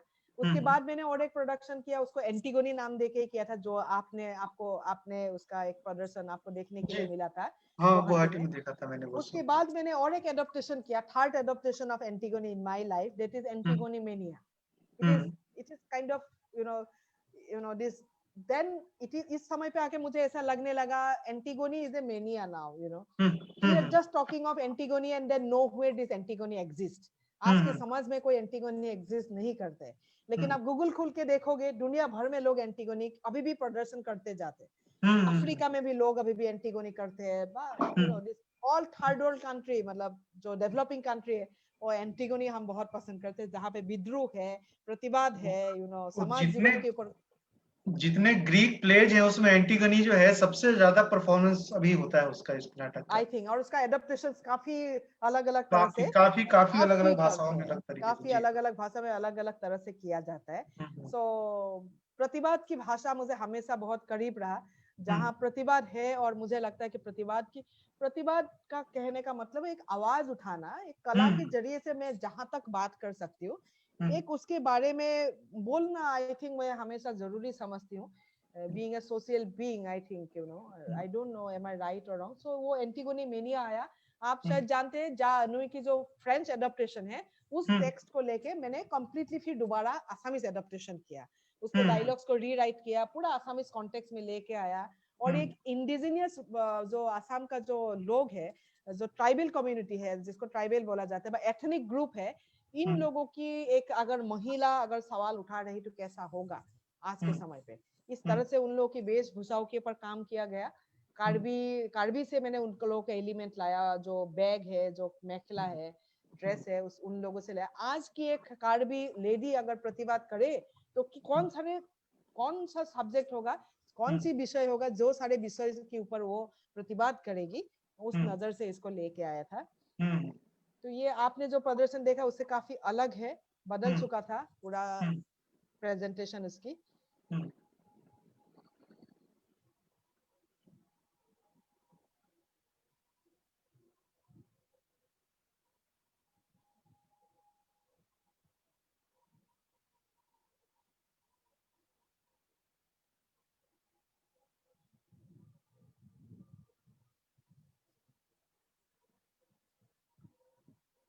बहुत बढ़िया, थैंक यू जी।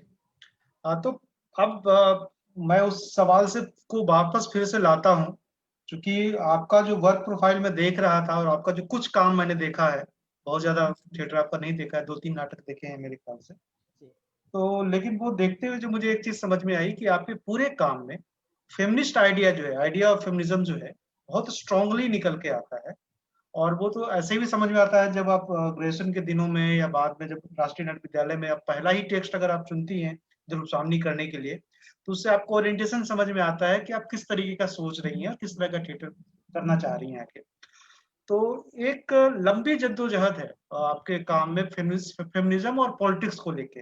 राजनीति भी जो है आपके थिएटर में लगातार आता रहता है और उसको आप डील करती हैं। फेमिनिज्म अपने आप में एक तरह की पॉलिटिक्स है, दुनिया को देखने की एक खास दृष्टि है। उसको लेके जो है आप क्या कहना चाहती हैं? ऐसा क्या क्या कारण था जो आपकी साइकी में ये चीज़ आई कि आपको इसको लेके काम करना है? ये तो एक्चुअली इसलिए मैंने पता वो नहीं। सवाल किया था कि बचपन में क्या आपको ऐसा कुछ हुआ था, मतलब ग्रोइंग फेज में ऐसा कोई अनुभव हुआ था जिसकी वजह से ये आपके दिमाग में बैठा कि ऐसा कुछ है? मैं बहुत दिनों तक खुद ही को पूछ रही थी क्या मैं भी फेमिनिस्ट हूँ या नहीं हूँ। हुँ। मेरे को मतलब मेरा कला में ये अभी जाके शायद कुछ पिछले 10 साल में काफी क्लैरिटी आई। हुँ, काफी सारे अनीता देसाई का कुछ बुक्स में उन लोगों ने एंथोलॉजी में कुछ मेरे ऊपर रिसर्च करने आया, हुँ, एक पेपर लिखा और किसी कुछ कुछ और ऐसे राइटर्स लिखने आया, तब मैंने देखा अच्छा काम ऐसा है क्या। हुँ, हुँ, मेरे को आई डोंट नो ऐसे कैसे आया कैसे आया पता नहीं, but then I was very politically, मतलब मैं बड़े आई थिंक कार्बी जो मूवमेंट्स हो रहे थे, हुँ, कार्बी का जो आइडेंटिटी, जो आत्मनियंत्रण का जो आंदोलन हो रहा था, वो बड़े हुँ, करीब से देखा। और हुँ, मैंने बिलीव भी किया था कि ये जो उन लोग के स्कूल में उन लोग को लैंग्वेज पढ़ाया नहीं जाता है, हुँ, उनके ग्रामर नहीं है, उनको मजबूर किया जाता है। तो हुँ, ये पता नहीं एक कार्बी मूवमेंट्स को करीब से देखा और हुँ, जयंत रंगपी को काफी करीब से ऑब्जर्व किया। बाद में हुँ, वो पॉलिटिकल लीडर बना, but he was a very gentleman, he was a writer, Assamese writer. He wrote novels and novels के जरिए से काफी स्ट्रॉन्ग उन्होंने प्रतिवाद किया था। वो आते हुँ, एजाक धोनेस बोल के एक नॉवेल है, उसके हुँ, जरिए से वो शोषण, मतलब इस तरह से कल्चरली जो हम लोग एक डोमिनेट करने लाते जाने अनजाने, कई बार हुँ, इंडियन कॉन्टेक्स्ट में भी देखे तो हिंदी हमें कई बार डोमिनेट करने के लिए कोशिश करते हैं और हम हुँ, डोमिनेट रहे भी है। और मैं भी हुँ, एज ए आर्टिस्ट काफी फील करते थे ये बहुत बड़ा है यार, हिंदी बहुत बड़ा है। बहुत समय लगा कि नहीं, हिंदी बहुत बड़ा नहीं है, we had our own space. मैं हुँ, आसाम में भी काम करती हूँ। आसाम इट डजंट, मतलब doing theater in Assam is also national, doing theater hmm, in Marathi is also national. Hmm, So national doesn't means that Hindi, you know। हुँ, इस concept को अपने दिमाग में अनलॉक करने में ही हमें बहुत टाइम लग जाता है। हुँ, तो पता नहीं ये ऐसे झुकाव थे इंदिरा गोस्वामी की राइटिंग्स में से भी, जो नाटक किया उसमें भी बाद में मैंने देखा। लेकिन पता नहीं मृत्युंजय, मुझे पता नहीं है कैसे है, लेकिन मैं पॉलिटिकली तो देखा, पॉलिटिकल मूवमेंट्स में काफी एक्टिवली देखता रहा। आसाम मूवमेंट्स को, अल्फा मूवमेंट्स को बहुत करीब से देखा। इसके हुँ, जरिए से मैंने आसामी पॉलिटिक्स और सोशियो पॉलिटिकल जो चेंजेस है उसको हुँ, काफी करीब से ऑब्जर्व करते रहा। हुँ, और ग्लोबल इसमें दिलचस्पी है। हुँ, लेकिन ये ओमेन का सब्जेक्ट ऐसे ही मैंने लगता है कि मुझे, जैसे अगर देखा जाए तो बाद में मुझे जब समझ में आया, मतलब जैसे, मतलब वो भी एक आत्मनियंत्रण का ही अधिकार है ना। हुँ, आप जैसे अभी मैं थिएटर करती हूँ, हुँ, सो आप इंडिपेंडेंटली थिएटर करते रहना अपने आप में भी ये बहुत ही क्रिटिकल है। मतलब ये हुँ, पेट्रियर्सी को बहुत बाद में धीरे धीरे काम करते हुए मुझे समझ में आया। मैं आपको बता रही हूँ, हुँ, जैसे काम करते करते समझ में आया कि you are working in a patriarchal system, हुँ, हुँ, ये काम करते समय आपको समझ में आता है। आप अगर घर में हो, कॉलेज में पढ़ाई कर रहे हो, सिनेमा देख रहे हो, शायद इतना पता नहीं लगता है। आप हुँ, जब काम करते हो रियली अंडरस्टैंड, आपको काम को किस तरह से देखा जाता है, हुँ, आपको किस तरह से समाज देख रहे हैं, क्योंकि जो डिसीजन मेकर्स है, डिसाइड जिस तरह से किया जाता है, ये बहुत दिनों के बाद ये सही है तो ओमेन को इसी तरह से देखा जाता है। आप और actually we live in a patriarchal society. आज मैं आके फाइनली ये बिलीव हुआ कि ये मेरे को कभी एहसास नहीं होता, because always I was functioning independently. हुँ, काम करते करते अभी अभी भी हमारे patriarchy art and culture field में भी हुँ, बहुत पुख्ता, मतलब बहुत गहरी रूप में ये घुसा हुआ है। हुँ, और I think Indian women directors जिस तरह से आया, विजया बाई हो बा इसके बाद में जो साय परंजपे का समय हो, उसके बाद का जो दौर है, जिस दौर में हमारे मान लीजिए त्रिपुरारी शर्मा आया, अनुराधा कपूर आई, कीर्ति जैन आई, अनामिका हक्सर आया, फिर देन गीतांजलि श्री, ये सारे राइटर्स, एन लाल, ये सब आए। और बहुत सारे अभी यंग तो बहुत सारे डायरेक्टर्स एंड प्ले राइटर्स आए हैं, तो उन लोगों ने एक्चुअली थिएटर लैंग्वेज को बदला है। मैं बहुत बाद में जाके आज के दिन में मैंने बाकी डिस्टिंक्टली मुझे दिखाई देता है the school of that this space, common space during the rehearsal. आप जब रिहर्सल कर रहे हो और एक जब क्रिएटिव एक्सप्रेशन की बात आते हैं, इंडियन वोमेन डायरेक्टर्स ने एक मेजर सेंस इंडियन थिएटर में लाया है। और इसको फेमिनिज्म, तो इसका मतलब ये नहीं है कि फेमिनिज्म इज अबाउट वोमेन है, but feminist anybody, it is a ideology. A man director can be a feminist. Feminist doesn't means that a woman directors ने जो काम करते that is women ने काम करते हुए भी वो patriarchal काम हो सकता है। A woman can be a patriarchal. A man can be a feminist at the same time. You know. ये सारे चीजों में अभी इंडिया में और अवेयर होना बहुत जरूरी है। और पता नहीं कहाँ से आपका सवाल का मैं जवाब नहीं दे पा रहा, कहाँ से आया पता नहीं, ये ऐसे ही आ गया, पता नहीं काम देखते हुए करते करते ऐसे फोकस। खैर इसी से जुड़े हुए सवाल को मतलब धीरे धीरे बढ़ाते हैं इसको। जैसे एज ए विमेन डायरेक्टर आप जब लौट के आई आसाम में और आपने ये तय किया कि आपको जो है थिएटर ही करना है और कुछ नहीं करना है, 90s में मतलब शायद 97 की बात होगी, 97 98 की बात होगी, उस वक्त ये डिसीजन लेना कि आपको लौट के आसाम आना है और आपको थिएटर करना है और इसी के बल पे सरवाइव करना है और इसी फील्ड में जीवन भर रहना है, मेरे ख्याल से बहुत ही कड़ा डिसीजन रहा होगा, ये बहुत मुश्किल डिसीजन रहा होगा इस निष्कर्ष तक पहुंचता कि मुझे यही करना है। और उसके बाद की जो आपकी जर्नी रही होगी उसमें बहुत संघर्ष, बहुत तरह की चीजें आई होगी, तो मतलब किस तरह से आपने उसका सामना किया, ये हम लोग जानना चाहते हैं। ये एक्चुअली एक तो डिटर्मिनेशन थी, जब एनएसडी जा रही थी, जाने से पहले मैं डिसाइड करके गई थी मुझे डायरेक्शन में ही स्पेशलाइज करना है। ये क्लैरिटी तो आसाम से ही लेके गई थी कि मुझे सिर्फ डायरेक्शन में स्पेशलाइज करना है। तो वो था, आने के बाद जो है थिएटर ही करना है, क्योंकि शुरू कर चुका था।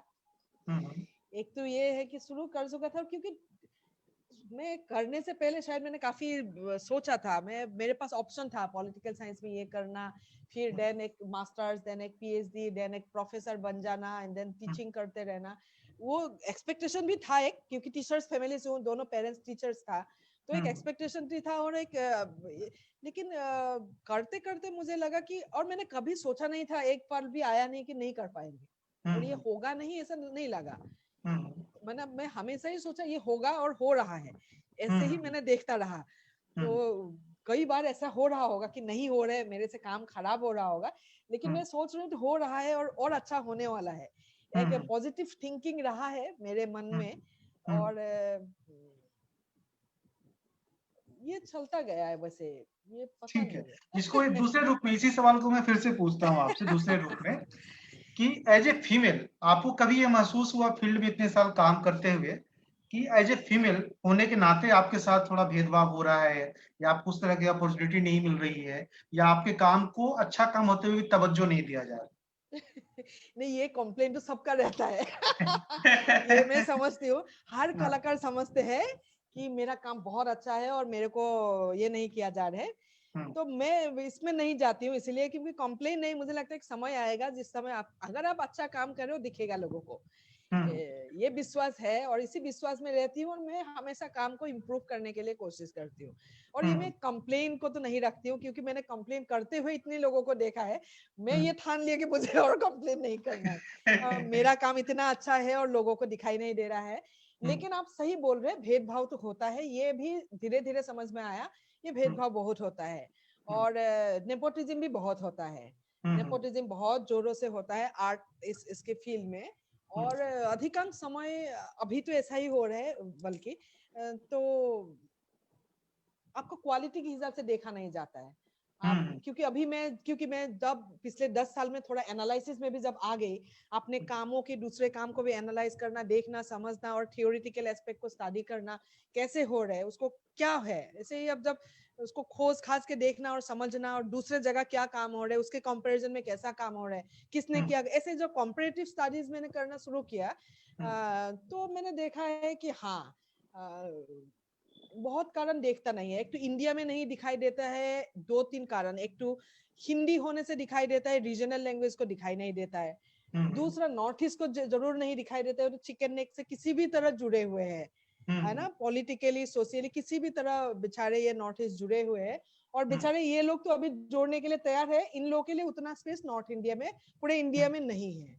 और ये जो कॉन्फ्लिक्ट चल रहा था और उसी समय पे इंडिया का पॉलिटिक्स काफी कुछ बदल चुका है, पॉलिटिक्स, इकोनॉमी, सोसाइटी सब कुछ बदल गया है with this internet and globalisation और इकोनॉमिक चेंजेस के साथ। तो वो नहीं देखता है। और एक इतना इंडिया इतना बड़ा है, तो एक तमिल जानने वाला लोगों को हिंदी समझ में नहीं आता है, हिंदी वालों को असमिया समझ में नहीं आ रहा है, एक मिसकम्युनिकेशन यहाँ पे भी रह जाता है। इस तरह से भारत में राष्ट्रीय नाट्य विद्यालय, संगीत नाटक अकादमी और इस तरह का जितना बड़ा संस्था है, उन लोग बहुत बड़ा कदम उठा सकते थे, बहुत बड़ा कदम उठा सकते थे। There is lots of money who go misuse, like misuse हो जाता है, तो उसको और इस्तेमाल करके उसको बड़े प्लेटफॉर्म पे लाके उसको डिस्कस करना, डिस्कोर्स को लाके सामने लाके डिस्कस करना, एनालाइज करना, कुछ रिसर्चर्स को बैठाना, उसके सामने प्रेजेंट करना काम को, इस तरह का कुछ बड़े मजबूत एकेडमिकली और परफॉर्मेंस लेवल पे भी बड़े मजबूत ढंग से नहीं होता है, करते हैं ये है। और भेदभाव तो मैं फील करती हूँ, एक्चुअली भेदभाव बहुत ज्यादा होता है। एक तो आपका जो आर्ट ब्यूरोक्रेट में जो है होता है, जो डिसीजन मेकर्स होता है, तो ये पॉलिटिक्स हमेशा काम करता है, यू नो, आपको ये पॉलिटिक्स हर लेवल पे, पॉलिटिक्स बहुत बड़ा चीज है। आपके आर्ट में भी है, आर्ट आप किस तरह से किया जाए, मतलब किसको कहाँ रखना है वो भी डिसाइड करने लगता है। In fact art should be free, art free होना चाहिए था, लेकिन ऐसे नहीं होता है। वो एक मुझे थोड़ा दुख की बात है, ऐसा लगता है। तो आर्ट फ्री होना चाहिए था, सबके आर्ट को आर्ट के नजर से देखना चाहिए था, उसमें मेल ने किया हुआ आर्ट, फीमेल ने किया हुआ आर्ट, इस नजर से ना देख के उस काम में किस तरह का डिस्कोर्सेस ला रहे हैं, किस तरह का चिंतन को रिफ्लेक्ट कर रहे हैं, उस चीजों को कम देख पाते हैं, थोड़ा कम देख पाते हैं, और देखना चाहिए एक्चुअली, और देखना जरूरी है। भेदभाव आई थिंक मुझे बोलने को इच्छा कर रहे, पता नहीं मैं क्या बोलूं। भेदभाव जो है उसी से एक्चुअली फेमिनिज्म की शुरुआत भी है। भेदभाव घर में होता है, भेदभाव आप जब लाइट करने जाते हो, भेदभाव होता है एक्चुअली। ये एक्सप्लेन करना बहुत मुश्किल है, बहुत मुश्किल है। आप ऐसा भी नहीं हो सकता है जैसे पूरा इतना, मतलब वो पूरा फेमिनिस्ट नहीं हो सकता, सारे वुमेन डायरेक्टर्स को ही दिखाई दे, ऐसा भी नहीं हो सकता है। मतलब काम को दिखाई दे, काम में क्या कॉन्टेक्स्ट आ रहे हैं ऐसे देखा दिया जाए, ऐसा नहीं हो पाते। वो स्ट्रगल है एक्चुअली हमारा, वो एक जुनून की तरफ रख के आगे काम करते जाना है, और स्ट्रगल बहुत है Mrityunjay. Being a women surviving in Indian theatre, you know, it's a very huge struggle in all levels, like in creative level. और आप किस तरह से डायरेक्शन कर रहे हो, यू नो, आप एक मेल सोसाइटी में डायरेक्शन करते हो, और हमेशा माना जाता है direction is a male decision, you know, directions are decisions needed to be taken by male, you know, ऐसा एक सोच था। और जो इंडियन थिएटर में जो वुमेन डायरेक्टर्स का जो काम आने लगा, वुमेन डायरेक्टर्स बन के उभर के आने लगा, और I think this women's are the sufferers. So इसलिए दे डोंट, उन लोगों ने शायद अपने आर्ट की प्रैक्टिस में वो भेदभाव दोबारा नहीं लाना चाहते, क्योंकि उन लोगों ने इंडियन पेट्रियटिज्म में जो सफर किया, परिवार में जो सफर किया है, वो अपने आर्ट जब प्रैक्टिस करते हैं तो उनकी डिसीजन भी इस तरह का होता है, आप इसको करके देखो, why don't we do it like that? So ये अच्छा नहीं लगता है पेट्रियटिज्म में। पेट्रियटिज्म में हमेशा एक्सपेक्ट किया जाता है, you do this, why don't you do this? You listen to me. You should go do there. this. You should do that. This should be the language. And in fact, I have tried all these languages. मैं हर तरह से मैं अपने direction की प्रक्रिया में और life में ये सारे करके देखा, और मैंने देखने के लिए कोशिश किया। You sometime you needed be a man, you know, behaving like a man, you know. You need to be behave like a man. Because if you don't behave like a man, people don't listen to you. You need to dress like a man. Then only people will listen. I need to define it, like this kind of dressing sense को define करना है, आपको way of talking को define करना है. तो इसका अलग अलग प्रक्रिया मैंने अपने प्रोसेस में 25 साल के में अलग अलग समय डायरेक्शन करते हुए उसको ला के देखा, और कई बार मैंने महसूस किया है दिस ये हमारे खून में ही है, जो उनको मालूम नहीं है. उनको मालूम नहीं है. मतलब an actor is directing and I am direction student directing, not student. I am directing 40 plays and now I am directing, and then actor is directing. Basically उसको डायरेक्शन की नुक्ता समझ में नहीं आ रहा होगा, लेकिन फिर भी a man is directing, this man is very important. तो वो सब हमारे समझ में है, तो उसको ब्रेक करने के लिए हम लोग लगातार कोशिश कर रहे हैं. खैर, पहले तो वो आपको एक बधाई भी देना चाहता हूँ कि आपका जो थिएटर ग्रुप है जारिसाम, उसने 25 साल पूरे किए हैं. आपने 95 में उसको बनाया था राष्ट्रीय नृत्य विद्यालय में रहते हुए ही. अभी 2020 है, तो लगभग 25 साल पूरे किए हैं आपके ग्रुप ने. ये जो 25 साल के काम का अनुभव है वो कैसा है? क्या सोच के बनाया था, कितना कुछ अचीव कर पाए और क्या बाकी रह गया है?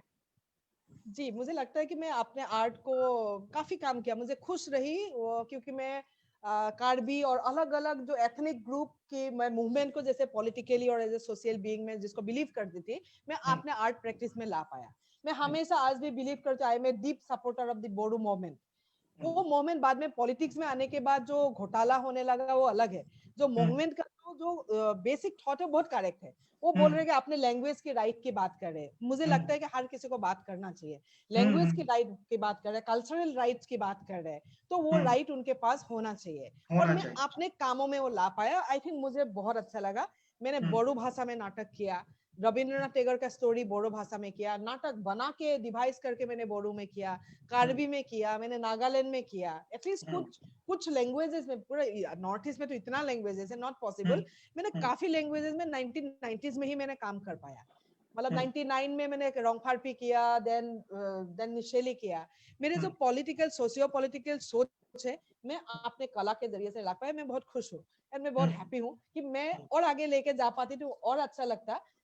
जितना तक मैं कर पाई and I am very happy about it. देखिए, मैं कार्बी नाटक को एक नया रंग देने के लिए कोशिश किया, नागालैंड में एक नया नाटक का मैंने रंग देने के लिए कोशिश किया, शुरुआत किया. आज जाके कई सारे नागा एनएसडी पास आउट होके आए हैं, कई सारे नागालैंड में थिएटर ग्रुप होने लगा, जबकि कोई नहीं था. 1990s में कोई नहीं था नागालैंड में. नागा थिएटर के बारे में मैं कुछ शुरुआत तो कर पाई, तो मैं अपने आप को बहुत खुश नसीब समझती हूँ. एंड असम में भी मैंने काफी कॉन्सेप्ट को लेके जैसे गाथा किया, एक डिवाइस किया, एक जुनून था, और इस तरह से मैंने डिवाइसिंग करते रहे. और साथ में मैंने आई थिंक मुझे सबसे ज्यादा खुश इस बात की हूँ, मैंने कार्बी, बोडो, डिमासा ऐसे भाषाओं में अपने लैंग्वेजेस में काम किया. असमीज में तो करते ही है, करना ही है, वो आप खुद ही का लैंग्वेज है. लेकिन मैंने उससे ज्यादा खुश ये सब काम करके मैंने खुश रही. मैं और अच्छा कर सकती थी और बड़ा संस्था बना सकती थी. और इनफैक्ट मैं अभी भी सोचती हूँ असम में एक बड़ा कंटेम्पोरेरी थिएटर का संस्था की बहुत जरूरी है. यहाँ पे कोई जगह ही नहीं है. कोई कला के बारे में बेसिकली उसकी बात ही नहीं कर रहे. सब इंडिविजुअल, मेरा थिएटर, मेरा नाटक, मेरा मेरा मेरा हो रहा है. अच्छा है, लेकिन साथ में कोई कलेक्टिव चेंजेस नहीं है. मैं उस बात की बहुत दुखी हूँ. कलेक्टिव चेंज कोई नहीं है. मान लीजिए मैंने 90s में जब मृत्युंजय नाटक करना शुरू किया था, और आज के समय पे भी आसाम के रंगमंच की बहुत बड़े पैमाने में कुछ नाटक करने का डायरेक्टर आया, एक्टर्स आया, नाटक के ढंग बदले, लेकिन कलेक्टिव रूप में कोई बदलाव नहीं आया. कोई नाटक की मूवमेंट, मतलब मूवमेंट जैसे कुछ नहीं हुआ. एक जगह से दूसरे जगह नाटक मंचन करने का परिवेश, एटमॉस्फेयर भी नहीं बना पाया. So I think this is very saddest part and I would love to do. कभी मैं ऐसा एटलीस्ट ग्रुप्स मूव कर पाए, एक जगह से दूसरे जगह मूव करके. इतना सुविधा है, एक जगह एक बहुत सारे रंगमंच है आसाम में. नाट्य मंदिर के नाम पे 25-30 नाट्य मंच होगा, जो ऑडिटोरियम से जो ऑलमोस्ट अबैंडन है. कोई कंटेम्पोररी प्रैक्टिस नहीं हो रहा है, मतलब कंटेम्पोररी मतलब नाटक की मंचन नहीं हो रहे. तो वो बड़े दुख की बात है. तो उसमें सारे मैं जिस तरीके से अभी आसाम के रंगमंच को देख रहा हूँ, दूर से ही देखता हूँ, पूरे नॉर्थ ईस्ट में मुझे लगता है कि मणिपुर के बाद सबसे वाइब्रेंट कोई कल्चरल स्पेस है तो वो आसाम है. और जितने तरह की प्रैक्टिस वहां पे हो रही है, जिस तरह का काम हो रहा है, बहुत ही बढ़िया काम, और वो निकल के भी आ रहा है. वो सिर्फ थिएटर में नहीं है, एसएमएस कविताएं जिस तरीके की लिखी जा रही हैं, जी हिंदी कविताओं से बहुत आगे है बहुत और आगे वो बहुत बांग्ला आगे कविताओं से भी आगे है। एसएमएस बहुत आगे कविताएं बहुत मजबूत है, वहाँ का करेक्ट लेखन, साहित्यिक लेखन बहुत मजबूत है, जी जी वहाँ का थिएटर बहुत मजबूत होके निकला है। तो मेरे ख्याल से आर्टिस्टिक ये में उसका जो है रिप्रेजेंटेशन बहुत बढ़िया है आज के डेट जी में और मुझे लगता है ये और बढ़ना चाहिए और बढ़ता ही जाएगा। इससे जुड़ा हुआ मेरा एक एक चीज जो मुझे वहाँ पे खटक रहा है आसाम में आपके यहाँ जी कि कोई ऐसा एक इंस्टीट्यूशन नहीं है ट्रेनिंग का जी जो लोकली होम ब्रीड लोगों को ट्रेन कर सके, क्योंकि बिल्कुल राष्ट्रीय नाट्य विद्यालय तो बहुत सारे लोगों को नहीं ले सकता या बिल्कुल बाहर की जो संस्थान उनकी भी सीमाएं हैं। तो अगर बिल्कुल आसाम बेस्ड कोई ऐसा संस्थान होता जहां वहां के लोग ट्रेनिंग लेके वहां काम कर पाते तो जी शायद इसको और बहुत तेजी से हम फैला पाते थिएटर को लोगों बिल्कुल बिल्कुल बिल्कुल बिल्कुल आप सही बोल रहे हैं में। सही बोल रहे हैं ये कई सालों से पिछले 10-15 साल से इसके बारे में बातचीत हो रहे हैं हम्म, काफी आगे नहीं बढ़ पाते आई डोंट नो समाव ये आगे नहीं बढ़ पा रहे हम्म, लेकिन अभी शायद कुछ खबर कुछ आ भी सकते हैं कुछ तैयारी कुछ कुछ प्रक्रिया ऐसे चालू है हम्म, क्या पता ऐसे कुछ संस्थाएं हो और at the same time I believe this cotton university is 100 years you know hmm, this Guwahati university is 100 years 100 years मतलब आज तो किसी ने सोचा नहीं इसका एक फुल फ्लेजर यहाँ पे डिपार्टमेंट हो सकता है डिपार्टमेंट होना चाहिए। डिपार्टमेंट हो सकता है बहुत अच्छा हम्म, डिपार्टमेंट हो सकता है हम्म, हम्म, तो होना चाहिए इतना सारा फोक फॉर्म्स है ये सारे को भी तो चला जाएगा अभी उजापाली हम्म, चला जाएगा इसी तरह से नए नए हम्म, फॉर्म आ गया सब नए नए टेक्नोलॉजी फॉर्म। में इतना घुस गया फोक हम्म, टेल्स चले जाएगा तो हम्म, कुछ ऐसा हो सकता था एक्सपेरिमेंटेशन गुंजाइश ये सब बहुत कुछ हम्म, हम्म।